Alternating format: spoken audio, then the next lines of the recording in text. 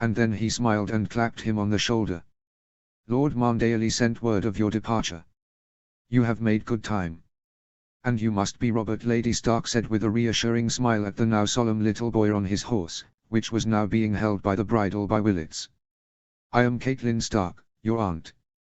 And I am Lord Eddard Stark, your uncle. Lord Stark rumbled. Welcome to Winterfell. The little lordling stiffened in the saddle a little and then nodded solemnly. Aunt. Uncle. I am very pleased to see you. And then he swallowed.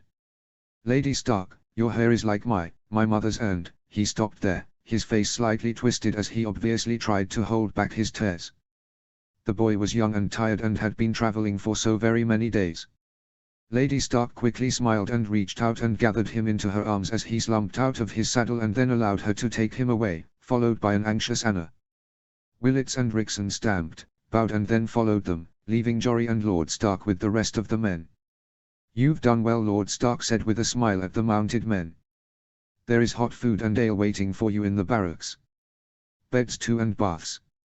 My thanks to Lord Marndale will go to White Harbour today by Raven, and I'll make sure that he knows of your good service. The men nodded and bowed, well pleased, and as they passed on to the barracks Lord Stark turned to Jory. A powerful escort, he said quietly. Why such numbers? I have much to tell you, my lord. Lady Stark too. Perhaps we should talk in private. The nurse, Anna, will need to be there too. Lord Stark looked at him and then nodded. Let us go to my solar then. Given that this is likely about my nephew, I will ask your uncle to be there too. Maester Lewin too, my lord. There is something that he needs to see. Oh, and he pulled out the sealed leather wallet. I also have a letter from Lord Arryn, my lord. Ned. By the time that Cat and a grim-faced Anna entered the room, Ned had read and reread John's letter. It worried him.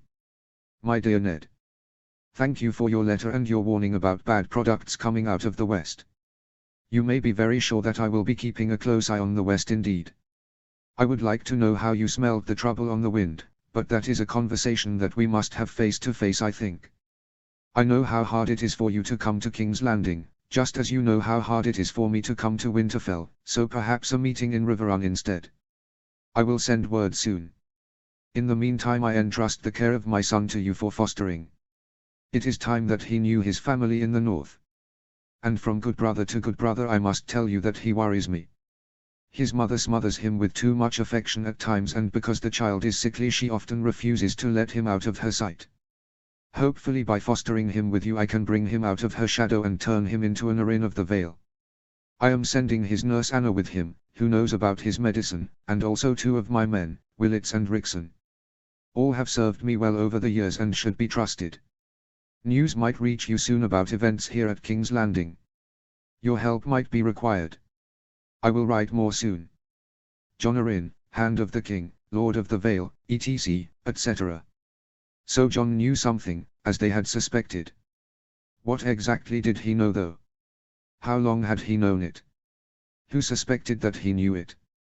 Was the news from Lysa Arryn in that other future that the Lannisters had poisoned John accurate, given what that future Cat had told Robb about her sister's near madness? So many things to consider, so many things to worry about. Lewin and Roderick Castle were quietly talking to Jory in the corner. He glanced at the group and then made a mental note that none of them would die in the future. Not if he could help it. And then Cat and Anna entered. Jory, your report please. Lord Stark, we sailed north on a ship commanded by Sir Davos Seaworth, one of Lord Stannis Baratheon's best men. And when we drew up to the east of the Fingers, Sir Davos came to me with most worrying news. One of the men that joined the crew at King's Landing was a ne'er-do-well, a man who was going to damage the ship enough to force it to seek harbour, and once there he intended to set a fire, slip a knife in my ribs and vanish in the confusion with Lord Arryn's son. Ned and others all stared at him, whilst Roderick scowled and muttered something about never trusting a bloody sailor. Why would he kidnap my nephew? Cat asked faintly, looking horrified. For coin. He had orders, my lady. Sir Davos questioned him most carefully and discovered the name of the man who had given him those orders. Lord Petter Baelish. Ned looked at Jory quickly. According to Robb, Littlefinger had promised him help in King's Landing, but then either betrayed him or been outmaneuvered. Either way he was not to be trusted. And then he looked at Kat. She had turned whiter than milk. "You are sure about this, Jory Castle?" Kat asked. "I know Lord Baelish. I grew up with him." Jory reached into his pocket and pulled out a letter. "Sir Davos lacks his letters, my lady, but this was written by Lord Marndaly." She looked at Ned, received his nod and then took and opened it, after reading it quickly. "It is as he says," she said in a voice filled with resigned shock. "Peter Baelish is not the man I knew. He can no longer be trusted." She handed it over to Ned, who glanced at it quickly. Yes, it all was as Jory had said. "Thank you, Jory," Ned said quietly. "You have done good work." "My lord," Jory broke in, "there is more. When Sir Davos found out the plot, he ordered that the guards on Lord Arryn's son be doubled. One of the guards knocked over the medicine for Lord Arryn's son, for his shaking fits. Sir Davos reassured us that he knew of an apothecary in White Harbour who could probably ascertain what the medicine was and then make up some more. But when Sir Davos and Anna went to the apothecary, well, Anna, I had better let you tell the tale."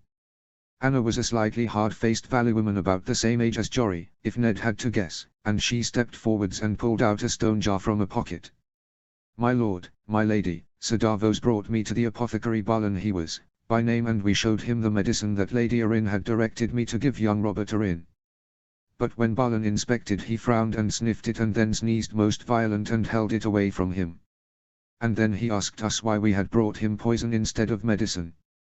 Ned stared at her, as did all the others bar Jory, who was standing there with his hands behind his back, as grim-faced as his father had ever been. Kat looked openly horrified. "Poison? Surely not." "Poison, my lady," Anna said in a voice like iron. "He was most clear. Said that it was a mixture of some kind of metal and powdered chalk." "My lord, my lady, Lord Marndaly questioned the man and gave me this to give to you about what he said it was. Something from Essos, I believe." And Jory handed over a second letter bearing Marndaly's seal. Ned took it, opened it, with Kat suddenly standing next to him, and they both read it, finishing it at about the same time. When they finished it, he met her appalled gaze.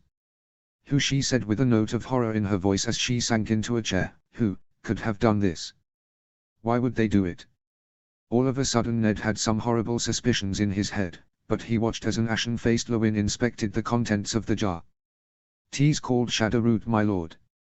I have witnessed this once before. It is not common, and it is used over time to weaken someone and give them fits."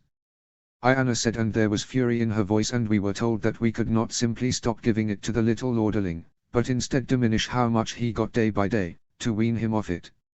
"Exactly right," Lewin said as he stopped the jar and then brushed his hands clean.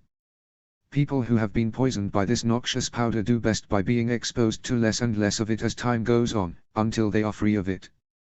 "We have done so," Anna said quietly. "And Lord Arryn's son is greatly changed as a result. He has not had a shaking fit in many days now, and every day that passes he changes, my lord. He is a different boy from the one that left King's Landing. He has come alive." I can testify to that, my lord," Jory said with a smile. "When I first met him, in King's Landing, I thought, your pardon, my lady, I mean no offense, that the boy was a lackwit. But with every day that has passed since White Harbour he has indeed changed. Fair bombards you with questions about the world around him for a start." My lord Roderick Castle rumbled as he stood. "I must tell the guards to watch every visitor from the south. If there has been one attempt to seize the lad, along with an attempt at poisoning him, who knows what else will come to threaten him and Winterfell." "Agreed," Ned said after a moment of thought. "Warn the guards. Lewin, will you inspect the boy, once he awakes? I think that we would all feel happier once we knew that my nephew is free of this poison. Jory, my thanks again. And you too, Anna. I have no doubt that Lord Arryn will also send his thanks once he knows of all of this." "He should know soon, my lord," Jory sighed. "Sir Davos sailed south with all the information we have just given you." Ned nodded. "Good. Thank you all." And then he watched all but Kat file out of his solar. Once they were gone and the door was closed, he turned to his wife. "Kat." She stood shakily. "He is but a boy. Why would someone poison him?" He grimaced. "Robb said that the other you, The you from the future said that Lysa was, well, unstable. If not insane. There. The word was out. It was brutal, but it was out. She dotes on the boy, but she needs him to be dependent on her. There was a pause whilst Kat struggled to absorb this. Ned, my sister, sat in the Uri and refused to lift a finger to help you, or our son during his war, according to Robb's memories. And he said that you told him that Lysa was wrong in the head. For such a person this might make sense. The medicine would make him totally dependent on her. I like it not, but it is the only conclusion that I can come to. Where did she get this medicine, from whom and for what purpose? Kat looked at him desperately and then closed her eyes in defeat. I do not know, she whispered. But we cannot allow her anywhere near him until we have more information. He nodded and then held her in his arms. I know, he whispered. He's just a boy. But that boy is the son of John Arryn, and I will protect him, no matter what it takes. Tyrion. He hated to admit it, but the records were absolutely fascinating, he thought as he lay on his bed in the ship and tried not to think about the motion from the sea. He never thought that he could ever say such a thing, but they really were fascinating. He had brought books of his own on this trip and he had actually finished one, a fascinating discourse on the possible cause of the cataclysm that had claimed Valyria. But it had been the little book on the runes that could be found on certain lower levels of Casterly Rock that had attracted his attention. The book that some maester called Hamel had written back in the days of his great-grandfather. The runes themselves could be found in an old storeroom to the north of the rock, and he remembered that room quite clearly. When he had been a child he'd once asked Jaime what they had meant and had been answered with a shrug and a muttered comment about perhaps Uncle Geryon knowing. Uncle Geryon had smiled and shrugged himself. Perhaps they date back to Lan himself. Tyrion, we know very little about the early history of the rock. Keep asking questions, my boy. You have quite the enquiring mind. Just don't ask your father. He has a set view of the history of our family. He had heeded that advice. And now he knew why Uncle Geryon had said what he had said. The runes were very old and dated back to the time of the first men. To the time of Lan, allegedly. And the runes, whilst being unclear, at least hinted at Lan the Clever being purely of the first men and not part Andal. Which Tyrion found fascinating. What had happened to the Casterlys? How had the Lannisters gotten hold of the rock really? Not the legends, not the tales, the truth. And the other records held other accounts, other odd references. The sending of men north to the wall. Why? Some kind of ceremony. It sounded like something that had long since been abandoned. And then, that reference to if Glyterglass be found then word is to be sent to Ye Stark at once. Glyterglass. Was that a reference to obsidian? Perhaps it was. Fascinating. But why send word to Ye Stark? For what reason? He had to admit that Uncle Geryon had been right not to mention any of this to father. For one thing, it implied a greater degree of influence for the Starks of Winterfell. But again, why? Thinking of Uncle Geryon made him pause for a long moment. Where was he? Could he really be dead, in that never-ending quest for Bright Raw? He hated to think that that warm smile and that bright wit could ever be gone. The world would be diminished without that man. His world especially. Uncle Geryon was a good man. He still could not think of him in the past tense. Even his father had written him off as dead, lost somewhere in the east. He took a sip of wine and then stared at the wooden walls of his cabin, forcing his mind away from that fell subject. Perhaps this trip was not entirely without interest. And at least this part was not too onerous. By ship from Lannisport to Seaguard and then the ride northwards. He wasn't looking forwards to the twins, as from all accounts Lord Free was an old and unpleasant man who liked to wring what he could out of guests. Well, he would pass through as quickly as possible, protected by his family name. His father had given him that at least. No Free would ever think to get a thing out of a Lannister. Then he sat up suddenly. Someone up on deck was shouting, quite loudly. He pulled his boots on quickly and then got down and waddled to the door as fast as possible, just in time to nearly get bumped in the face by the door as it was opened by young John, the cabin boy. "Your pardon, my lord." "The captain's compliments, and would you please join him on deck?" "Lead on," Tyrion muttered, and then watched as the boy vanished. He had his suspicions about the lad. He looked so much like Captain Harklin that he strongly suspected that the boy was his bastard son. Reaching the deck, he blinked as men ran past clutching various weapons, all looking either angry or as if they were about to piss themselves in terror. He watched them go by and then climbed the steps to the fore, whatever it was, where the captain was peering ahead at something. "Is there trouble ahead, good captain?" Captain Harklin, who had been carping these past few days at the lack of other ships, peered at him and pointed. "We have company. Mayhaps Ironborn, but 'tis too soon to tell." Tyrion peered cautiously over the gunwale, or whatever it was called. Far ahead there was indeed a sail, and it seemed to be heading towards them. "I thought that the Ironborn was supposed to be behaving themselves after the king's noble quest to see how many of their heads he could squash with that warhammer of his." "Oh, they have been," Captain Harklin muttered as he peered at the ship through his mirrorish spyglass. "But I haven't lived this long in these waters by trusting Ironborn scum as far as I can throw them. They might not reeve any more at the moment, but the moment they think they can get away with it they'll go back to their old ways. Wait. Aha! I know that ship. It's old Foswill's ship, the Sea Bull." Blinking hard, Tyrion looked at the man. "I wasn't aware that any such creature existed." "Oh, it doesn't. But he was drunk at the time, and it was a better idea than the other ones that he came up with. He started off with Ussakicker and then moved on to Krakenwalloper and then Squid Squasher. A good man, but he lost a brother to the Ironborn and fought with Old Stoneface's fleet at the Siege of Pike." "Old Stoneface?" Tyrion thought about this for a moment. "Do you mean Stannis Baratheon?"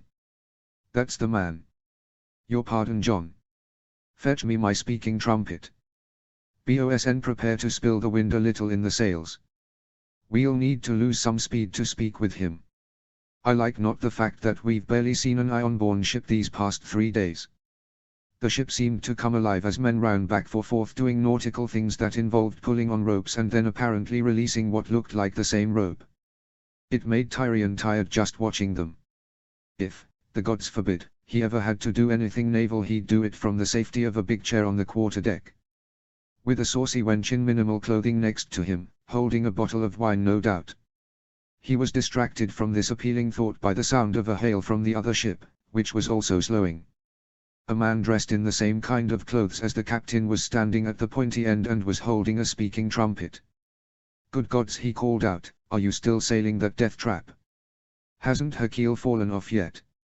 "No better than that old scow you're mishandling over there," Harklin bellowed back through his own trumpet. "Where are you from and where are you bound?" "Seaguard via 10 fucking towers, heading to Lannisport. Avoid the Iron Islands, my friend." Harklin frowned as he started to walk towards the blunt end, so as to keep pace with the other man. "Why? They're wailing about their religion again. Damn fair's gone mad and is killing people who mention the old gods." A number of crew started at this and muttered, whilst Tyrion looked at the other captain with narrowed eyes. The old gods again. Yes, something was most certainly up. The problem was that he didn't believe what seemed to be happening. Which was a little inconvenient. Especially given his dreams of late. Those cold blue eyes that stared at him, and then the roar that seemed to split the heavens and shake the earth beneath his feet. "What do they say?" Harklin shouted. There was a pause as the other man seemed to think about what he should say. "Some feel the call north. And some heard it. The others come. The Stark calls for aid. You are needed. The blood of the first men, my friend. May your winds be fair." And the other ship was past them, heading on that opposite course. Harklin stared after it and then, as if in afterthought, he shouted back, "May your winds be fair." He seemed stunned. As did more than a few others. And then as Tyrion watched, he recovered his wits. "Bosn, more sail. Take her north a point or two closer to the wind. All hands, prepare to rig another sail." Tyrion watched as the organized chaos thundered past him, before walking slowly and thoughtfully back to his cabin, where he picked up the little book. He was about to plunge back into the joy of research when he heard a knock on the door and he looked up to see Harklin at the entrance. "We're putting on more sail, so as to get to Seaguard quicker. 'Tis a little risky, but we need to get you to Seaguard as soon possible." If the winds were set right, I'd actually pass through the Iron Islands, past Flint's Finger and as far into Blazewater Bay as possible, to get you to Moat Cailin, but we cannot do that just now. Besides, you need the King's Road and good steeds. He smiled slightly. I may sail from Lannisport now, but I was born in Ramsgate. I have seen many strange things and heard many strange tales, but right now I am of the north, and as you have books and such about the time of heroes, 'tis my duty to get you to Winterfell at once. And that Tyrion could do was nod somberly and say his thanks and then return to his books. Willers. He wanted to pace, but that would not have been a good idea. His leg would not allow for it, not at the rate at which he wanted to pace, anyway. He was still baffled as to what was going on. All he knew was that he needed to be both at Highgarden and somewhere north. It made no sense whatsoever and made him also fear that he was losing his mind. Closing his eyes, he leant back on the stone bench that he'd been perched on for the past 10 minutes, after limping around the courtyard until his leg hurt too much to bear any more. Why here? What was it about this place? This small old courtyard with the weathered statue of Garth Greenhand, set next to the oldest part of Highgarden. And of course the weirwood tree. The old tree, with the faded face carved into it. Hearing the clack of a cane, he looked up and then smiled slightly as his grandmother entered the courtyard. I should have known that you'd be here, she humphed after a long moment. You feel it too, don't you? He looked at her, slightly confused. Feel what, grandmother? The end of the stick was suddenly right under his nose for an instant. Don't you start sounding like your idiot of a father all of a sudden. She glared at him before sitting on a bench by the weirwood tree. When she spoke again, it was more softly. You feel the need to be here, in this place, don't you? And the pole north. Don't deny it, Willers, I see it in your face. I cannot explain it, other than it must be a remainder of the first men blood that flows through us both. And last night I dreamt a dream, such a dream that I have never had before. Garth Greenhand himself was talking to me, but as if from far away. I could not hear a word, but his face. Willers stared at his grandmother in shock, as she visibly pulled herself together. But what does this mean? She shrugged. I know not. But I do know that something is happening. I can feel it in the air. So it seems can the Florents. Your fool of a father is complaining about them now. Something about sending a raven to Winterfell. And then there is the little matter of the raven from the citadel, claiming that the glass candles can be relit. Your father laughed at the message. I did not. Willers thought this over for a long moment. Magic has returned then, he said musingly. But why? And what must we do here? Another shrug. What do you feel? I need to walk, he replied, bowed respectfully to her, which brought him a thoughtful nod of acknowledgement, and then he left. Down the old bower path, around the corner to the Gate of Thorns. And then around again to the old gate. But the pull was taking him in the other direction now, and he turned and retraced part of his path, before descending a short flight of ancient steps and walking past the spring wall. Legend had it that once there had been a little spring somewhere in the area, and indeed there was an old and faded channel that issued from one ivy-clad wall, but that had not flowed in centuries. And so, following his feet and his senses, he found himself back in the little courtyard. Grandmother was still there, and she looked at him with narrowed eyes as he limped back in. He closed his eyes and concentrated. I am here. What must I do? He could not explain why he thought those words, or who he thought them to, he just thought them. Something creaked to one side and he opened his eyes and looked at the heartwood tree. This had been a godswood once, a long time ago. Obeying some feeling that he could not explain, he reached out and placed a hand on the tree. Nothing. And then he placed it on the carving of the face. Death. Fire. Blood. Despair. He jerked back. The smell of char and destruction had filled his nose for a moment, and then the scent of the trees and the flowers had driven it away. Willers. His grandmother was on her feet and was staring at him. What is it, boy? I am not sure. And then he put his hand back to the same spot on the trunk. No. No. This was a nightmare. The sky was filled with death. It was the dragons. Balerion the Black Dread was overhead, incinerating scores of his soldiers. There was fire everywhere, fire and death and scorched remains. His host was breaking, his sons were dead, the Lannisters were either dead or running. This was death and ruin. His sons were dead, oh why had he brought them to this terrible place? His pride, his foolish terrible pride. He was going to die. He knew that now. The next pass would kill him. And so much would die with him. The knowledge of the Gardener Kings. The secrets passed down by his ancestors. Things that no one else knew. He could hear the flap of those terrible wings and he instinctively reached for the little weirwood pendant that his father had handed down to him. Gods of my ancestors, he thought, taking refuge in the old ways for the last moments of his life, the old gods, allow me one boon, one gift. Let one of my family know. Let the garden bloom again. When the Starks sent the call, let the garden bloom again. What did the words mean? Explain to them. He pulled the pendant off his neck, snapping the chain, and then he hurriedly stuffed it into the stone bottle of wine at his side, before hugging it close to him. Perhaps it might survive. And then the fire struck and he opened his mouth to scream for an instant before the darkness fell. Willers fell to his knees and screamed. And then a mist seemed to fall over his eyes, a veil. He watched himself stand stiffly and then walk out of the courtyard, his leg suddenly obeying him. Grandmother was hobbling after him, calling out worried questions as others arrived, drawn by his scream, but he strode on without acknowledging them. Down the path, down to the spring wall. There, where the old channel came out of the ivy-covered wall, he stopped. Drew a dagger. Cut the ivy. That was important, he had to cut it back.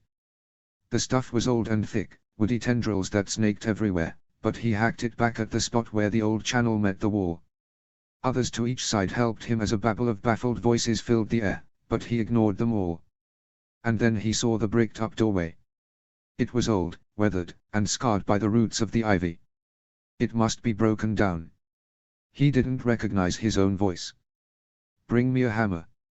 The veil before his eyes deepened for an instant and he swayed slightly, and then a gardener was pressing a rough two-handed hammer into his hand. He hefted it for an instant and then he swung. The bricks splintered and then he swung again. And again. And again. Bricks shattered and fell down and then he saw the blackness on the other side. More hammers suddenly appeared as others helped to open the doorway. He swung once, twice, 3 times more and then the doorway was clear. Willers. It was his grandmother. You have brought us to this place. You must enter it. Still acting under this strange compulsion, with this veil over his mind, he stepped in. It was a room, about 30 feet deep and 30 across, with the channel ending at the base of the opposite wall. And there was a statue next to it, barely lit by the light coming through the doorway. He recognized it. Garth Greenhand, with one hand outstretched. At his feet was a shriveled bunch of flowers and a small wooden pendant with a chain attached, and as he looked at it he remembered the battlefield that he had seen. And so he reached down and picked up the pendant, before placing it in the hand of the statue. He could hear the voice of his father now, behind him, and his grandmother as she barked something acerbically at her son. The veil was fading fast now and he was starting to shake with tiredness. What was this? What was affecting him? And then the hand of the statue seemed to close around the pendant, as stone eyes opened with red fire. Someone screamed behind him, and then 3 things happened. He heard a great voice shout, "Let the garden bloom again. Send help to the Stark in Winterfell." He heard the sudden gurgle as water suddenly started to flow from the spring that must have been behind the wall. And then he felt something happen to his leg as pieces seemed to realign. He had just enough time to scream in agony before he blacked out from the pain. Chapter 7. Chapter text. Jon Arryn. Stannis Baratheon had a remarkably fine Mirish spyglass and he was using it now in looking at the ships in Blackwater Bay. After a moment he grunted in surprise and then snapped it shut. He has returned, he muttered in a low voice that was barely loud enough to hear. And he's worried enough that he's used smuggler's tricks to make his ship look different. He's stepped his topmasts a little differently and he's using different color sails. Looks more like an old scow from Bravos now. Then he is worried about being recognized by someone in King's Landing, Jon muttered, before looking about carefully. That was the problem with the Red Keep, You never knew who was watching who. There might be half a dozen eyes on them right now. Lead on. Stannis nodded shortly and then led him down a short path to a flight of stairs, where they found a small group of men in Baratheon livery, all of whom looked as if they had been through the school of hard knocks before going to sea a lot. By the fact that one of them bore a close resemblance to Seaworth, if far younger, he could guess that they in the presence of one of the Onion Knight's sons. Where? Stannis asked quietly. The old path, the boy replied, before leading them off down another set of stairs that snaked downwards. Devan Seaworth, Stannis muttered to Jon as they pattered down the stairs. Squire to me. They kept heading downwards, by stairs and passageways that Jon had never seen before in his life. Who found this passage? He panted after a while, conscious that his legs were starting to complain. My father, my lord Hand, Devan Seaworth called up softly. But I pray that you keep silent, if you please. There are other passageways and tunnels throughout this place and not all of them are known, by us at least. And we know that the spider has his own paths through these places.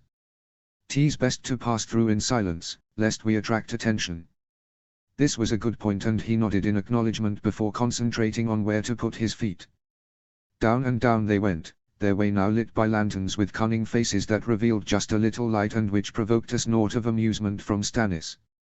Smugglers' lanterns, unless he missed his guess. Down again, until his feet wanted to fall off his legs and then, mercifully, a level section. And then suddenly he could see light ahead and smell the sea and hear waves. He walked forwards and then blinked as a little jetty came into view, cunningly hidden behind rocks at the entrance. My lords, my father will be here soon. My men and I will guard the tunnels. Please do not raise your voices too loudly, we do not know who else has been here recently. The young Seaworth held up a small piece of wood. Something from a wooden chest, unless I miss my guess. Someone has been here in the past month. We will guard. As the men walked back to the tunnel, Jon looked at Stannis. You have good men in the Seaworths. I, Stannis replied as he stared at the entrance. And I wish that I had more of such men. Jon sighed a little and then sat upon a handy rock. This was a secret place for secret deeds. He wondered how Seaworth had discovered it. And then he wondered who had built it. And of course who used it now. Varies. Probably. The spider knew so very many things, secret things. Secret places. And then he heard the sound of oars. No, wait, an oar. A shadow appeared on a rock and then a small dinghy waggled its way into view. A man in a cape and hood was sculling it into the cave with the swift sure strokes of a man who knew how to use an oar. As he entered the cave, Jon placed a hand on his dagger, just in case, but then relaxed as the man in the boat pulled down his hood. Yes, Seaworth. The former smuggler navigated his way to the jetty, moored the small craft quickly and then leapt ashore. My lord Hand, he greeted Jon, before bowing to Stannis. My lord. Welcome back, Sir Davos, Stannis said quietly. We had word of your safe arrival in White Harbor. Why then this sudden need for secrecy? Because of what happened on the voyage to White Harbor, my lord, Sir Davos said just as quietly. My lord Hand, there was a failed attempt at abducting your son. Shock roiled through him. What? By who? A man named Mycon, who joined here in King's Landing just before we left. My lord Hand, we left under such conditions of secrecy that I would have thought that no one could have learnt of the departure of your son. But someone indeed found out. Someone talked. And now shock was replaced with rage. Indeed, and I will have their head. He closed his eyes for a moment to repress the rage. The attempt had failed. Robert had made it to White Harbor and Lord Marndale had sent him north to Winterfell with a strong guard. Hopefully a raven was winging its way south from Ned to tell him of the successful arrival of the party. Go on. The man Mycon is on my ship, under close guard. And while he knows not how someone knew that your son was being taken north, he does know who gave him his orders. There was something in the voice of the Onion Knight. Something that made him pause for thought. Who was it? The Master of Coin. Lord Petyr Baelish. The shock was so great that he took an involuntary step back, his legs shaking. What? I am afraid that you heard me correctly, my lord Hand. 'T was Lord Petyr Baelish who gave this man the command. He disabled the chain pump and planned for the ship to lose an anchor, which would have forced me to seek the nearest port. Well, that would have been in the Fingers, where he then planned to set a fire on the ship, to knife Lord Stark's man and then escape in the confusion with your son. This made no sense. No sense at all. There had to be a mistake somewhere in that line of thinking. Surely such a thing could not be possible. But, he is one of my bannermen. Not a major lord, but he is of the Vale. He has sworn allegiance to me. And yet he spreads coin in this city, and buys influence, working towards something. Stannis said heavily. My lord Hand, Baelish is a man who I have never trusted. There is much about him that is false. But still, this is, beyond belief. There must be a reason for this. We must question this, my Khan. My lord, here is his full confession, Seaworth said, holding out a letter. As written down by Lord Marndaly, who was most angry to hear of this plot, and witnessed by myself and Lord Marndaly's son. And as this my Khan pointed out to me, if he is placed in a black cell then he will die with a few hours. He said that Lord Baelish has eyes everywhere, paid with by good coin and soft threats. Jon felt his skin crawl for a long moment. Perhaps then this my Khan must be kept somewhere safer. Dragonstone perhaps. Stannis said after a long moment. I agree, my lord Hand. Sir Davos, do you need to provision your ship, or can you sail there on the tide? We have enough to get there, my lord. Good, said Stannis, and then he frowned. By the look on your face there is something else. What is it? Sir Davos cleared his throat slightly. My lords, there is indeed something else. Another plot, a murkier one, was discovered at White Harbor. Jon stared at the former smuggler again. A plot against who? Your son again. When we discovered the plan to abduct him, I doubled the guards on your son on board my ship. In the process some of his medicine was knocked over and ruined. When we got to White Harbor I took the rest, along with your son's nurse, to an apothecary that I know there, one Balan by name, so that we could obtain more. But when he examined it he said that it was not medicine, but instead a form of poison. Something to weaken the lad and make him dependent on it, and that it caused fits of shaking. So great was his horror that Jon's legs nearly gave out beneath him, and Stannis and Sir Davos had to escort him to a low rock to sit whilst he collected his scattered wits. Poison. He eventually gasped. Someone has been poisoning my son. My heir. My little boy. My lord, Sir Davos said gruffly. I told Lord Marndaly all. Here is his letter. And he handed over another letter. He delivered it to me just before we sailed. A copy has also gone to Lord Stark in Winterfell. The good news is that by lessening the dosage of the powder every day it is possible to wean your son off it, and just such a process had started when I last saw him. By the time he gets to Winterfell, if he is not there already by now, he should be free of it. Jon opened the letter hurriedly, brought it close to his face and then read hurriedly. Yes. Yes, by all the gods, old and new, it was true. He saw how his hands shook as he lowered the letter, and then saw the look of sympathy that both men were giving him, Sir Davos openly and Stannis in the form of various facial tics. My son will indeed recover, he said weakly. And then the rage came back. Who could have done such a thing? To poison a child. My lord Hand, Sir Davos said quietly. Where did your lady wife get this medicine from? He opened his mouth to reply and then he paused. Lysa, he said, after a long and stunned moment. My lady wife said that she was given it by a maester that she consulted. Did you ever talk to this maester? What was his name? Sir Davos asked shrewdly. Speaking as a father myself, my lord, I have every wish to help you to get to the bottom of this matter. He thought about it for a long moment, his wits all over the place. Nay, he said slowly. Lysa never mentioned who he was. Just that the medicine would help. And then various horrible suspicions raised themselves in his mind. Wait. Lysa knew Baelish. They were always close when they were children, as he was brought up at River and their fathers knew each other. What if she got it from him? What if this too is a part of whatever plan he has made? And then something truly terrible entered his mind. She was frantic when I told her that young Robert was going to be fostered in Winterfell. Angry beyond belief. Almost mad with anger. But then she calmed down after I bade Baelish talk to her in an effort to calm her down. Why? What did he say to her? If he was plotting to abduct my son then? No. No, this cannot be. The other two men looked at each other and then fell silent as John put the pieces together in his head and came to a conclusion that he did not like. It seems, he said in a calm but brittle voice, that I cannot trust my wife on this matter. Not until I have talked to her. As for Baelish, well, he belongs in a black cell, guarded by men that I trust absolutely. And then I can question him about what he knows. Sir Davos, you have my deepest gratitude in this. Your devotion to duty and your discretion are most appreciated. You will have a suitable reward. The former smuggler flushed slightly and then bobbed his head in salute. I have but done my duty, my Lord Hand. I could do naught else. Now, if you will excuse me, my lords, I must get back to my ship and make for Dragonstone. Safe passage, Stannis said, and then they both watched the man leave the way that he had arrived. Lord Baratheon, John said heavily after a long moment. Given the great matter that we have been looking at, I have had an unpleasant thought. Should anything happen to me before it comes to a conclusion and before I can ascertain what has been happening within my own household, I think that I must need to place a codicil in my will. You are a man of some legal substance, I am told.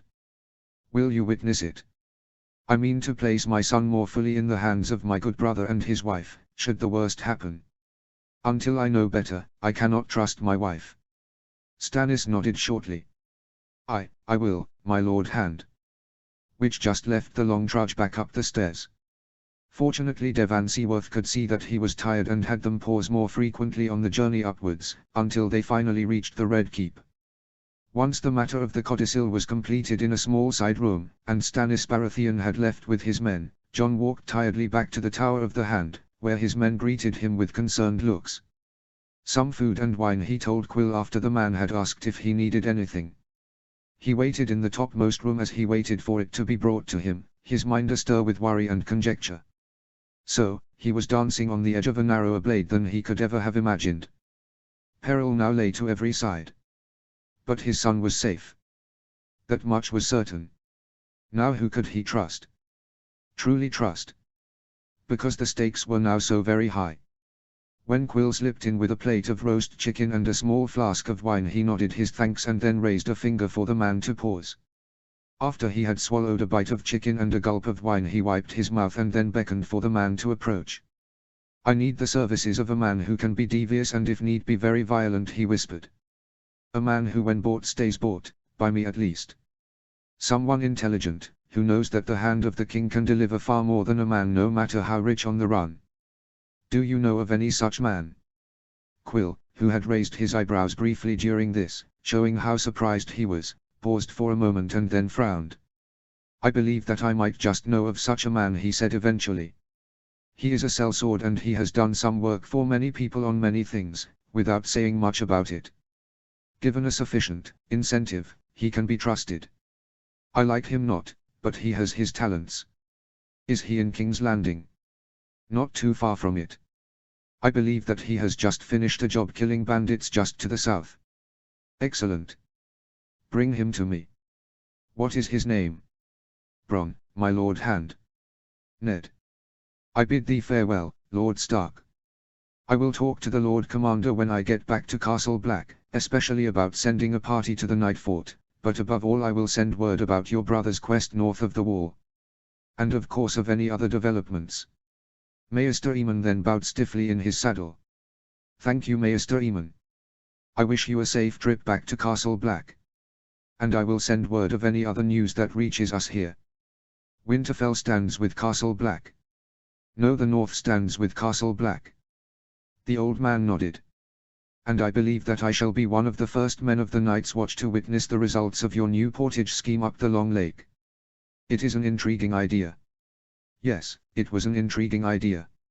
And ironically it had come from something that Theon Greyjoy had said in passing to him. Assembling the boats would be the tricky bit, but once that was done they could start to send a lot more north without overtaxing the King's Road to the Wall, which was still being repaired in places. It wasn't a complete solution, the Long Lake didn't go all the way up to the wall, but it meant that more supplies could be sent north in greater amounts. Of course there was also the little question of getting the supplies further north from there, but, well, he had some good men working on it. He turned his thoughts back to Maester Eamon, who seemed to be doing some thinking of his own. "I shall also send word from Castle Black as soon as I have talked to the Lord Commander," the old man muttered, before smiling slightly. "Who would have thought that at my age I would witness such an adventure?" Ned laughed softly at this and then sobered a little. "Give me your hand, Maester Eamon." The old man extended an age-spotted hand and Ned grasped it firmly. "May the old gods grant you safe and swift passage back to the wall. You of all people know of the task that we face." "My thanks, Lord Stark. May both the old gods and the new look over you here at Winterfell. There is so much at stake." And then he looked ahead of him. "Lead on," he called, and then the line of men and horses started through the gates of Winterfell, heading north. The old Maester of Castle Black rode awkwardly but with a look of grim determination on his face. As the last of them left and the gates closed, Ned looked to one side, where Jon was standing, his face thoughtful. "Jon. Father." The young man who he had protected for so long smiled slightly. "Before you ask, I said my farewells to Maester Eamon earlier. He promised to send word and asked that I do the same." He's a good man." Jon nodded, seemed about to say one thing and then seemed to switch to something else. "I still can't believe that he's a Targaryen. He goes against everything I heard about them." Ned eyed him carefully. "Never judge a family by a few members," he pointed out. Aerys was not always the man that he ended up as. Boots scuffed to one side and they both looked over to see Domeric Bolton approaching them. The son of the Lord of the Dread Fort had been very quiet of late, obviously mulling what he had learned. And now he looked as if that conversation that had been put off once before was about to finally happen. "Lord Stark, may I speak with you in private?" The young Bolton looked distinctly young and awkward and pink-cheeked. Ned looked at Jon for a moment, who was somehow both smiling and glowering at Bolton. "Of course, Domeric, walk with me." "Jon, you should return to your training." Jon stomped off muttering and Ned led Domeric towards the Godswood. "I suspect that I already know the answer to this question, but what would you like to talk about?" Domeric paused for a moment, as he seemed to be having trouble with his breathing, before swallowing hugely and then opening his mouth. "Lord Stark, I would like to thank you for your hospitality over these many weeks. You have made me most welcome here at Winterfell. I was trying to keep you alive and away from your mad half-brother who is now thankfully very dead," Ned thought but did not say out loud. Instead he nodded. "Your help here has been invaluable," he replied instead, which was perfectly true. "Things have been interesting." Domeric muttered. "The others, well, on behalf of my father, you know that House Bolton stands with you." Then he coughed slightly.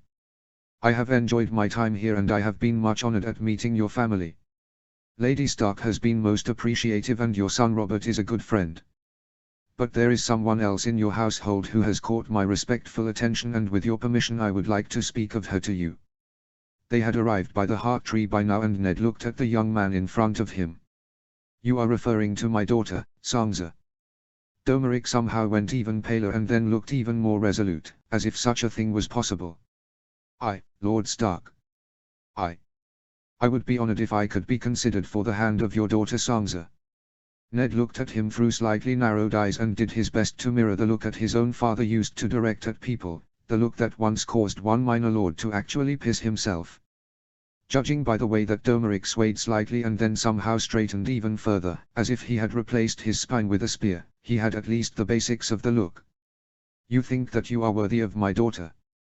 Domeric opened his mouth for a moment, flushed slightly and then rallied a little. "I would battle to be worthy of her," he replied simply. "I would strive every day to be worthy of her."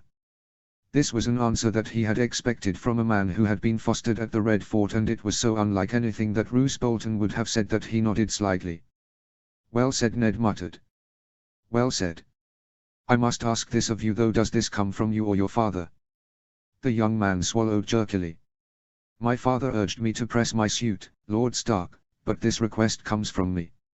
I know that Starks and Boltons have not always been allies in the north, but given the threat to the wall and the need for us to unite behind you against the others, I think that closer ties between our houses would be a good idea." Ned clasped his hands behind his back and then stared at the heart tree. I shall discuss this with Lady Stark and also with my daughter, Domeric. This is not a decision that can be made quickly.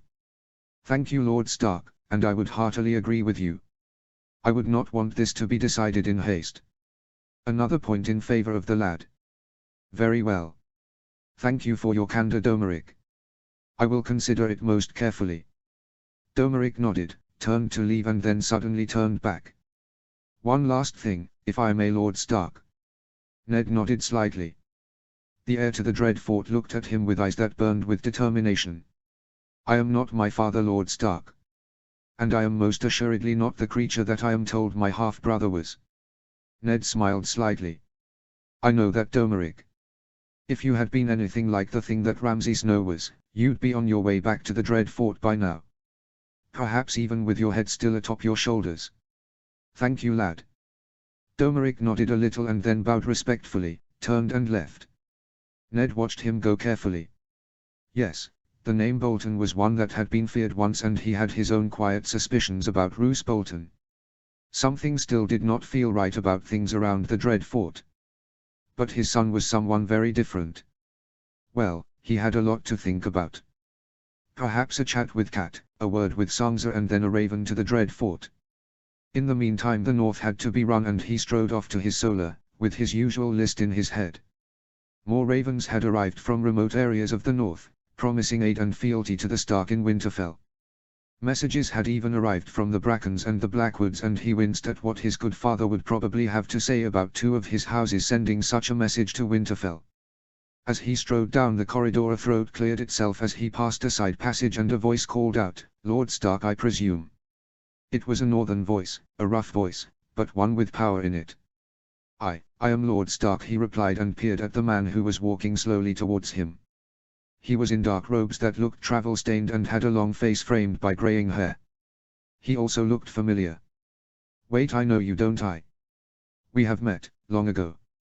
I once rode as escort to Lord Commander Corgyle when he came south to meet you. Ned looked long and hard at the man. And then something clicked in his mind. You are Mance Rayder. I am. Why are you here? I must talk to you about what's happening north of the wall. At once. He looked at the man who others called the king beyond the wall and then nodded. Join me in my solar. Theon. He stared at the parchment and then wondered how he was going to ask his uncle all the questions that he dared to. It would not be easy, he felt as if someone had stuffed his head with straw at the moment. He was not sleeping well at all, he would wake at least once a night with a cry of fear from a nightmare. He could never remember the dreams, but he knew that they were related to that boat and his dead brothers. And that terrible shore. What had that figure been? Who had it been? His eyes returned to the letter. All the news here in Winterfell was about the discoveries that had been made so far, all the old artifacts and documents and all the holes that lay in them, sometimes literally. Lord Stark was doing his best to pull it all together, but he did not envy the man. He admired him greatly now, but he would rather not be him. The Stark in Winterfell had so much weight on his shoulders.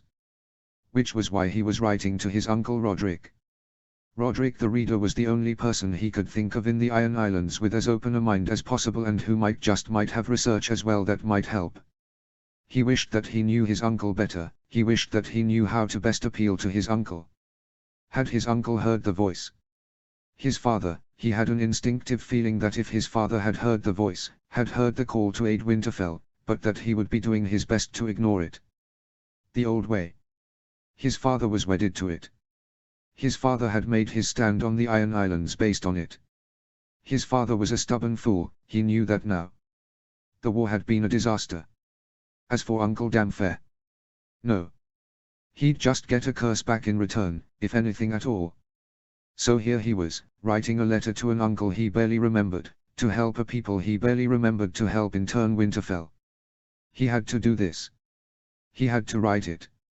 He didn't know why exactly, but the dreams were behind this. He knew that much.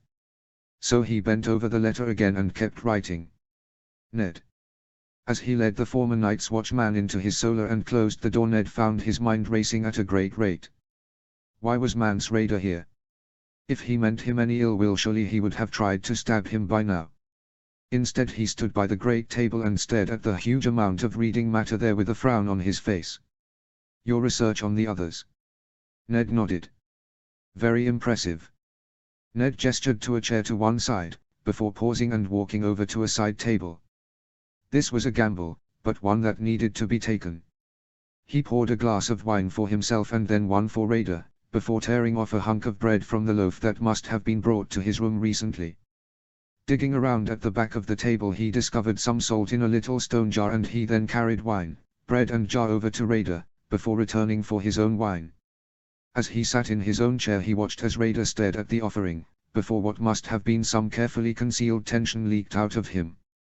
"My thanks," said the king beyond the wall as he tore off some bread, sprinkled some salt on it and then bit a chunk off it, before sipping some wine. "Given who you are and what it must have taken to get you here, I thought that an offering of guests' rights was important." The other man smiled quickly and kept eating. As he did, Ned sat back and studied him. Mance Raider was no longer a young man, but whilst he had greying hair his eyes were still very lively and had a lot of laughter lines around them. He wore travelling clothes and riding boots, so he must have ridden south, and Ned found himself wondering how he had gotten to Winterfell. As Raider ate the last of the salted bread and then drank some wine he also leant back and regarded Ned carefully. "Well, Lord Stark, I will not waste your time by beating about the bush. The others are coming. But then you know that, don't you? I was coming south anyway, after hearing word that you were looking for evidence of the others, and then I heard that damn voice in my head, saying that the others come again and that the Stark in Winterfell needs help. Damn near wet myself. So I came south even faster. Because you know that the others have returned." There was a certain amount of relief in his voice and Ned looked at him closely. "I do. And your presence makes things easier for me. I was going to go to the wall soon to try and get word of you. News that there is another king beyond the wall spread fast. As did word of your increasing raids." Raider raised a languid hand. "I have sent word for them to stop at once. Of course I cannot say that they will all stop. The free folk are, well, free. You think of the title of king and you think of your friend Robert Baratheon. I merely have influence. They follow me because I have a plan. And because we are desperate." "When did the others return?" The other man shook his head. "That is a very hard question to answer. Some of their creatures never left. And with the free folk so scattered. I will tell you what I know. You have a map of the north over there, I see. We should look at it." Ned sipped at his own wine and then stood. As they walked over to the map, which was parchment tacked to a board, he could sense Raider's eyes looking over everything in the room. When they both stood before the map, Raider smiled slightly at the area north of the wall. "I see that your map is lacking in a few details," he said in a grim but almost cheerful voice. "May I add to it?" Ned nodded and Raider looked about and then grabbed a quill and a little pot of ink. "This river here goes northwards, into the valley of the Thun. What lies beyond the Frost Fangs to the west is a mystery, but to the north of the haunted forest and then lies," he sketched a number of lakes, and then a mountain range. "This." The quill shook a little as he drew a long mountainous ridge that looked familiar. "What's that?" Ned asked slowly. "It has many names," Raider said as he put the quill down and carefully stopped at the inkpot with hands that shook a little. "Some call it Depthridge. Others Winter's Heart. Depends on the tribe, you see. But most call it Hopeman. There was a time, when I was a lad, when you could go north and see it. From a distance at least. These days if you go north to look upon it you don't return. Don't return alive, that is." His eyes seemed to go somewhere else for a moment and Ned recognized the look of a man viewing memories that he didn't want. And then Raider shook his head a little and smiled bleakly. "We know nothing about where they come from, not originally. The lands of Always Winter are harsh and terrible, even for the lands beyond the wall. But Hopeman is where they have always been associated with since the building of the wall. And it has always been guarded. There are ruins there, they say. Who built them no one knows. We know that the first men built the Fist of the First Men, sad ruin that it is now, but Hopeman." He shook his head.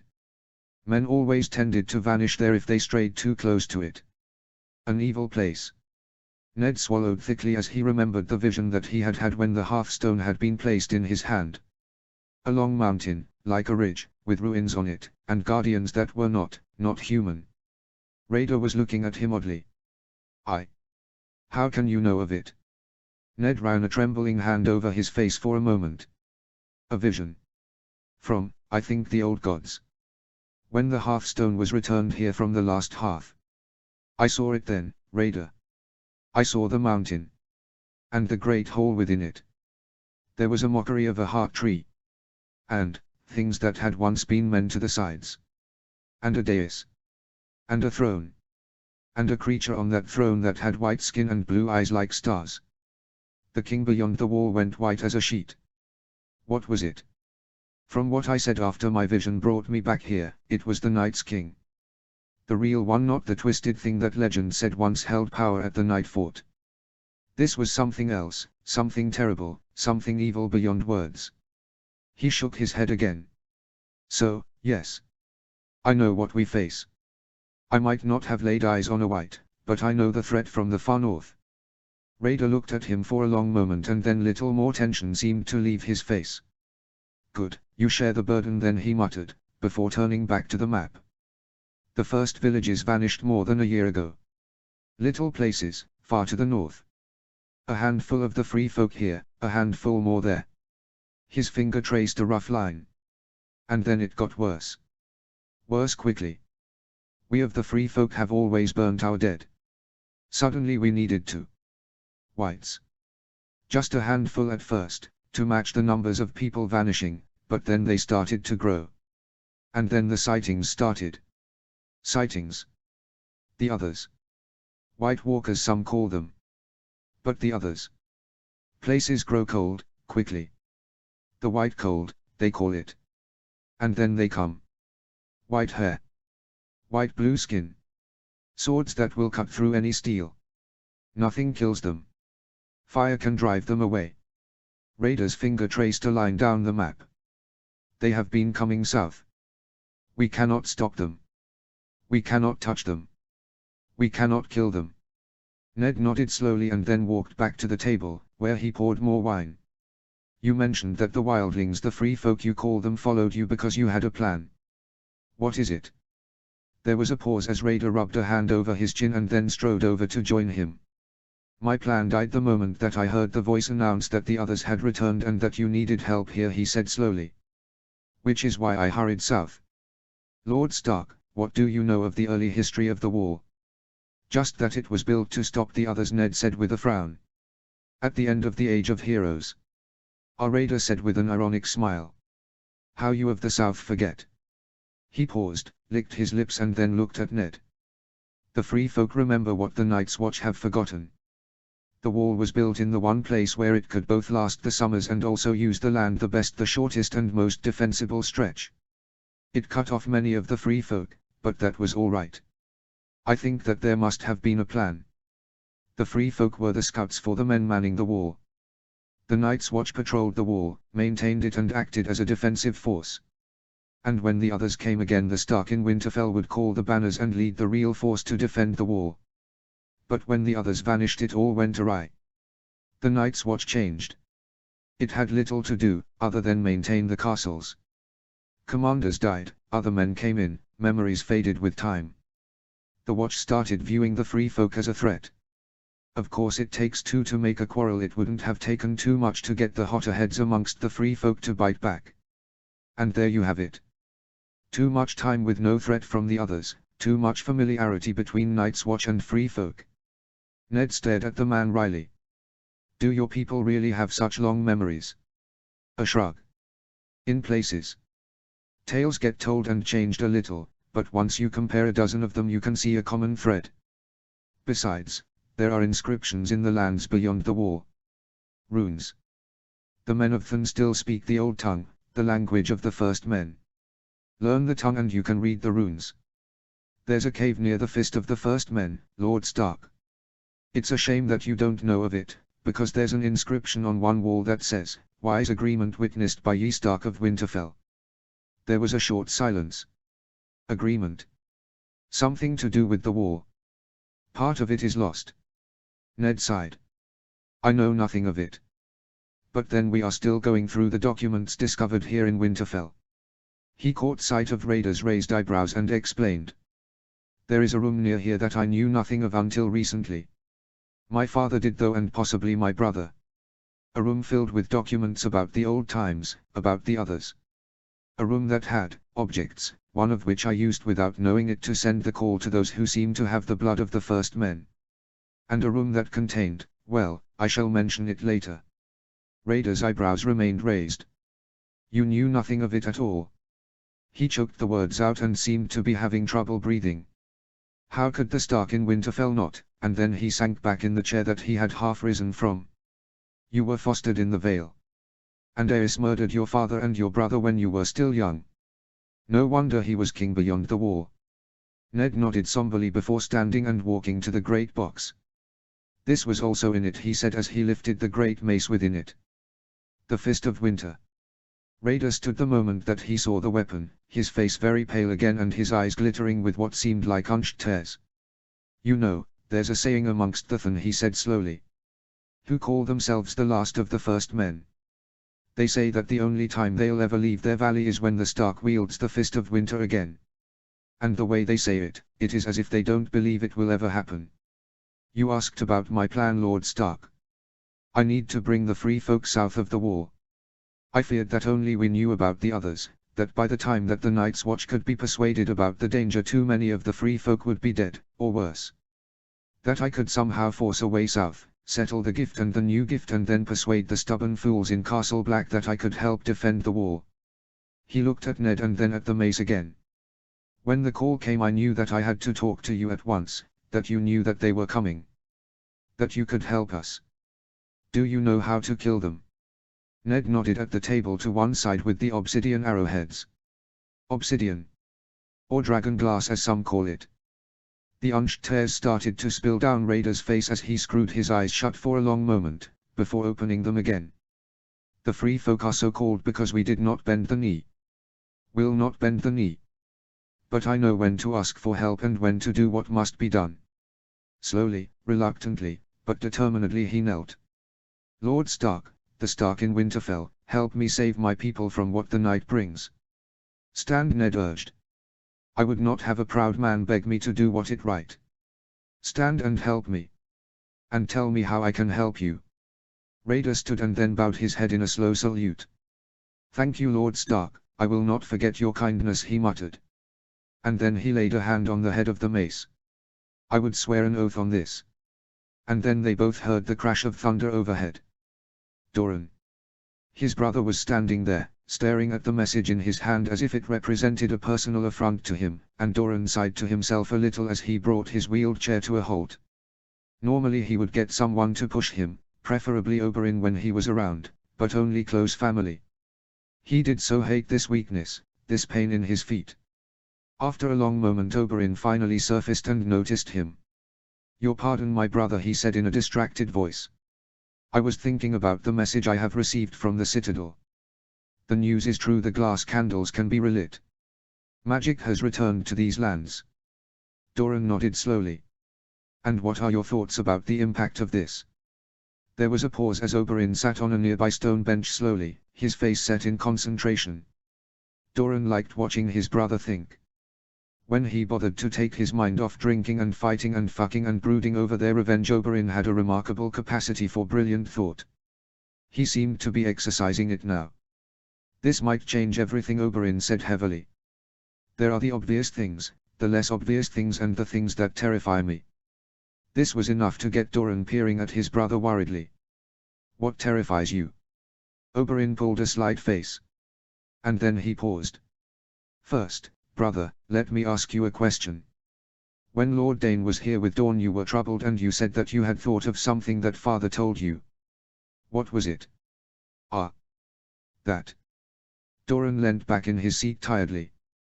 When I came of age, he said quietly, Mother told me many things about what it means to be a Martell of Sunspear. The need to lead, the men I should watch, the women I should watch even harder, the agreements that were in place between us and King's Landing. And also the old agreements, the secret ones, within Dawn. Oberyn stared at him. Within Dawn. Agreements with the stony Dornish. Some are old, Oberyn. Very old. And one dates back to the time of Nymeria. It is also a kind of prophecy. Something flickered in Oberyn's eyes at the very mention of the word prophecy, a combination of uncertainty and annoyance. Prophecy, eh? You do know that half of them are total pig's will that can be bent like a serving girl into all manner of positions, whilst the other half are gibberish. He looked flintily back at his brother.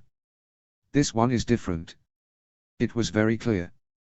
The Danes swore allegiance to our ancestors early on, with one condition. That nothing would ever stop them from going north with Dawn if ever the call came. It was important to them. And when Nymeria had a dream that led to her confirming this, well, that set it in stone. Especially when she said that to stop the Danes from going north with Dawn would result in the fall of Sunspear, and of Dawn, and of all men in West Eos. His brother raised both eyebrows at him. So, he said thoughtfully, that was why you gave Lord Dane permission to go north, despite the fact that he's visibly dying. Doran nodded tiredly. A prophecy, but a clear one, my brother. And one that I hoped I would never have to see. But it came anyway. And now we have the news of the return of magic.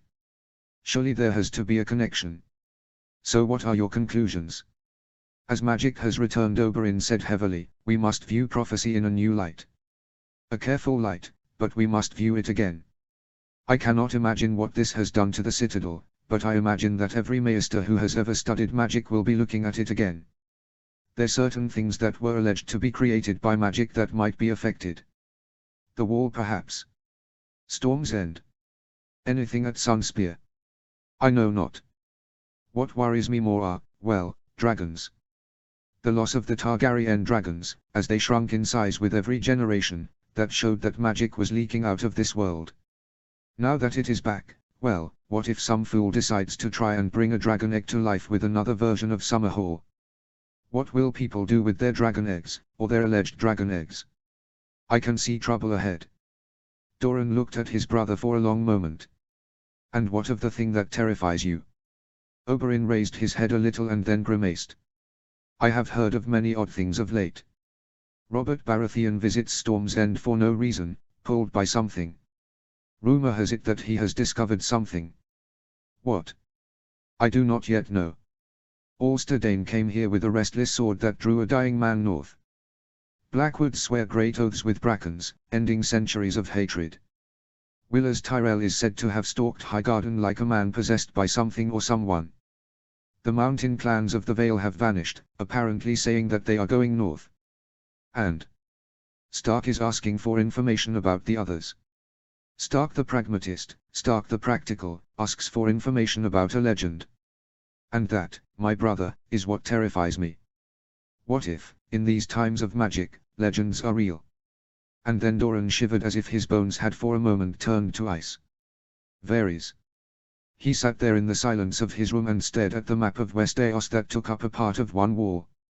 He didn't really need the map, he knew every location as if it was etched in his mind, but it served to focus his mind, and the gods alone knew how much he needed that right now. Speaking of focus, he lifted his right hand and then smiled slightly. The shaking had stopped. That was a good thing. Memories, what had been done to him by that madman who thought that he could revive blood magic, well, such memories were bad ones. The pain, the blood, the need to move and scream when that was denied him. A finger twitched, but he willed it to be still. Yes, that was better. He returned his gaze to the map. Things were changing. Altering. Moving out of his gaze. And he disliked all of those things. He preferred people to be, well, reliable. Reliable people could be predictable, could be controllable. Instead, Robert Baratheon was in his own way deeply predictable. He could be relied upon to be headstrong, greedy, violent in his choice of actions, and overall a bad king. But his recent decision to go to Storm's End on a total whim was not predictable and was a mystery to Varys. Why had he gone? The one message that his little birds had been able to send him from that place had been a brief one, that the king had attacked a particularly foolish septon and had then vanished underground in the tunnels. It was almost peculiar. And unpredictable. Other events were also worrying him. Apparently it was quite true that Aemon Targaryen had left Castle Black and gone to Winterfell. Why? Something to do with all this talk about the others. And apparently ravens were flying all over the north about the same things, as well as protestations of loyalty to the Stark in Winterfell. Ravens from south of the Neck as well apparently. And then there was all this strange activity in Highgarden, with Willers Tyrell apparently demolishing parts of walls and then screaming a lot. The message had been very shaky and unclear, as if the little bird who had written it had been shaken by something. He needed to look into that.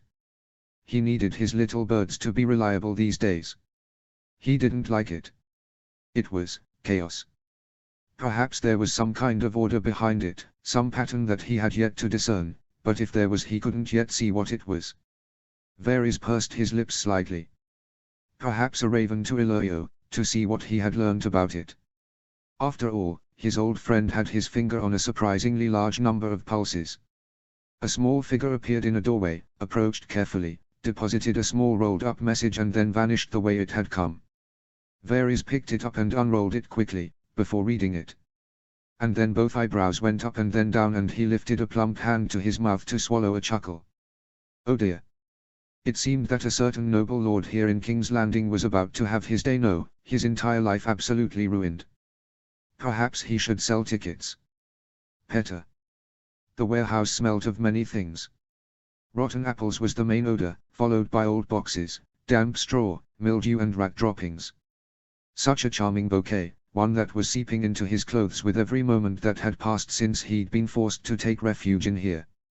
And that was a lot of moments. He closed his eyes for a long moment and successfully resisted the temptation to shout at himself. He'd been stupid. He'd been hasty, he'd been arrogant and he'd been stupid. Years of work, years of patience, years of careful maneuvering, all ruined. Because he'd seen one of the pieces of the game move in a way that he hadn't foreseen, or at least had moved before he had anticipated. He'd always hoped that one day he might be able to manipulate dear sweet deluded Lysa in such a way that he could rise to power somewhere. There were so many intriguing possibilities, but Jon Arryn was an old man and his son was young and sickly and the heir to the Vale. Possession of Robert Arryn was important. So he'd gambled, in a hurry and without a decent plan. And he'd lost. Fortunately he'd had warning of the moment that he had lost, thanks to a hurried message from a gold cloak with a gambling problem who had apparently heard the news that the Hand of the King had issued a warrant for his arrest not long after the fact. Fortunately when he received the message he had not been in the Red Keep, but instead visiting one of the many brothels that he owned in King's Landing, and he'd been able to slip out of a side door down an alleyway and into this warehouse, that he also owned. Where he was now waiting for nightfall. He looked at the upper story for a moment and sighed. He'd been able to leave a sign for one of his emergency plans to be activated. It wasn't a brilliant plan, it was dangerous, but at least it was better than sitting in a black cell awaiting a trial. He looked at the cloak and cowl, both made of rough and scratchy material that would be his disguise on the way to the meeting place. They'd better all be there. He had paid them well beforehand, with the promise of another payment once they got to the ship. And after that he would be well on his way to Bravos and the money that he'd been saving there for years. Well, diverting and then saving there. Bells tolled in the distance and he looked up. Ah. Almost sundown. Well, at least the waiting was almost over. He ran a hand over his smooth face. Parting with his facial hair had been a wrench, but also a necessity. People on the streets would be looking for him. Risking discovery just because of his vanity was nonsensical. As darkness finally started to fall he put on the cloak, draped the cowl around his face and then went out into the street. He faked a slight hitch in his gait, not enough to make people take notice of him, but just enough to make them think that here was an old man going home. The streets were alive with people even as darkness fell. King's Landing seldom slept, but he stayed away from the lamps and the largest concentrations of people. Better to be careful. But soon he was away from the busiest areas and in the more quiet streets. Of course there was danger here as well. A man on his own could easily fall victim to a footpad or three, and he clutched at the dagger up his sleeve every time someone walked past him. But nothing happened and he passed on down the quiet streets until he reached an archway. Through he went, down a short dark alleyway and then he was in front of the gate. He looked to either side carefully and then pulled out his key and unlocked it. Once through he made for the lit courtyard beyond. He could see a dark shape at a window above, with a crossbow on the window ledge. That was good. The 4 idiots sitting around a table in the courtyard with flagons of wine in front of them was bad.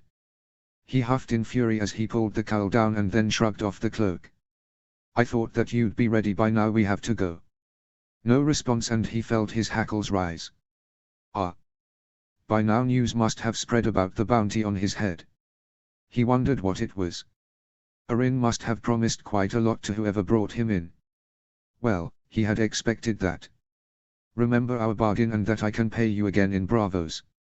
More silence, and he paused and then peered at the figures. They were all very still.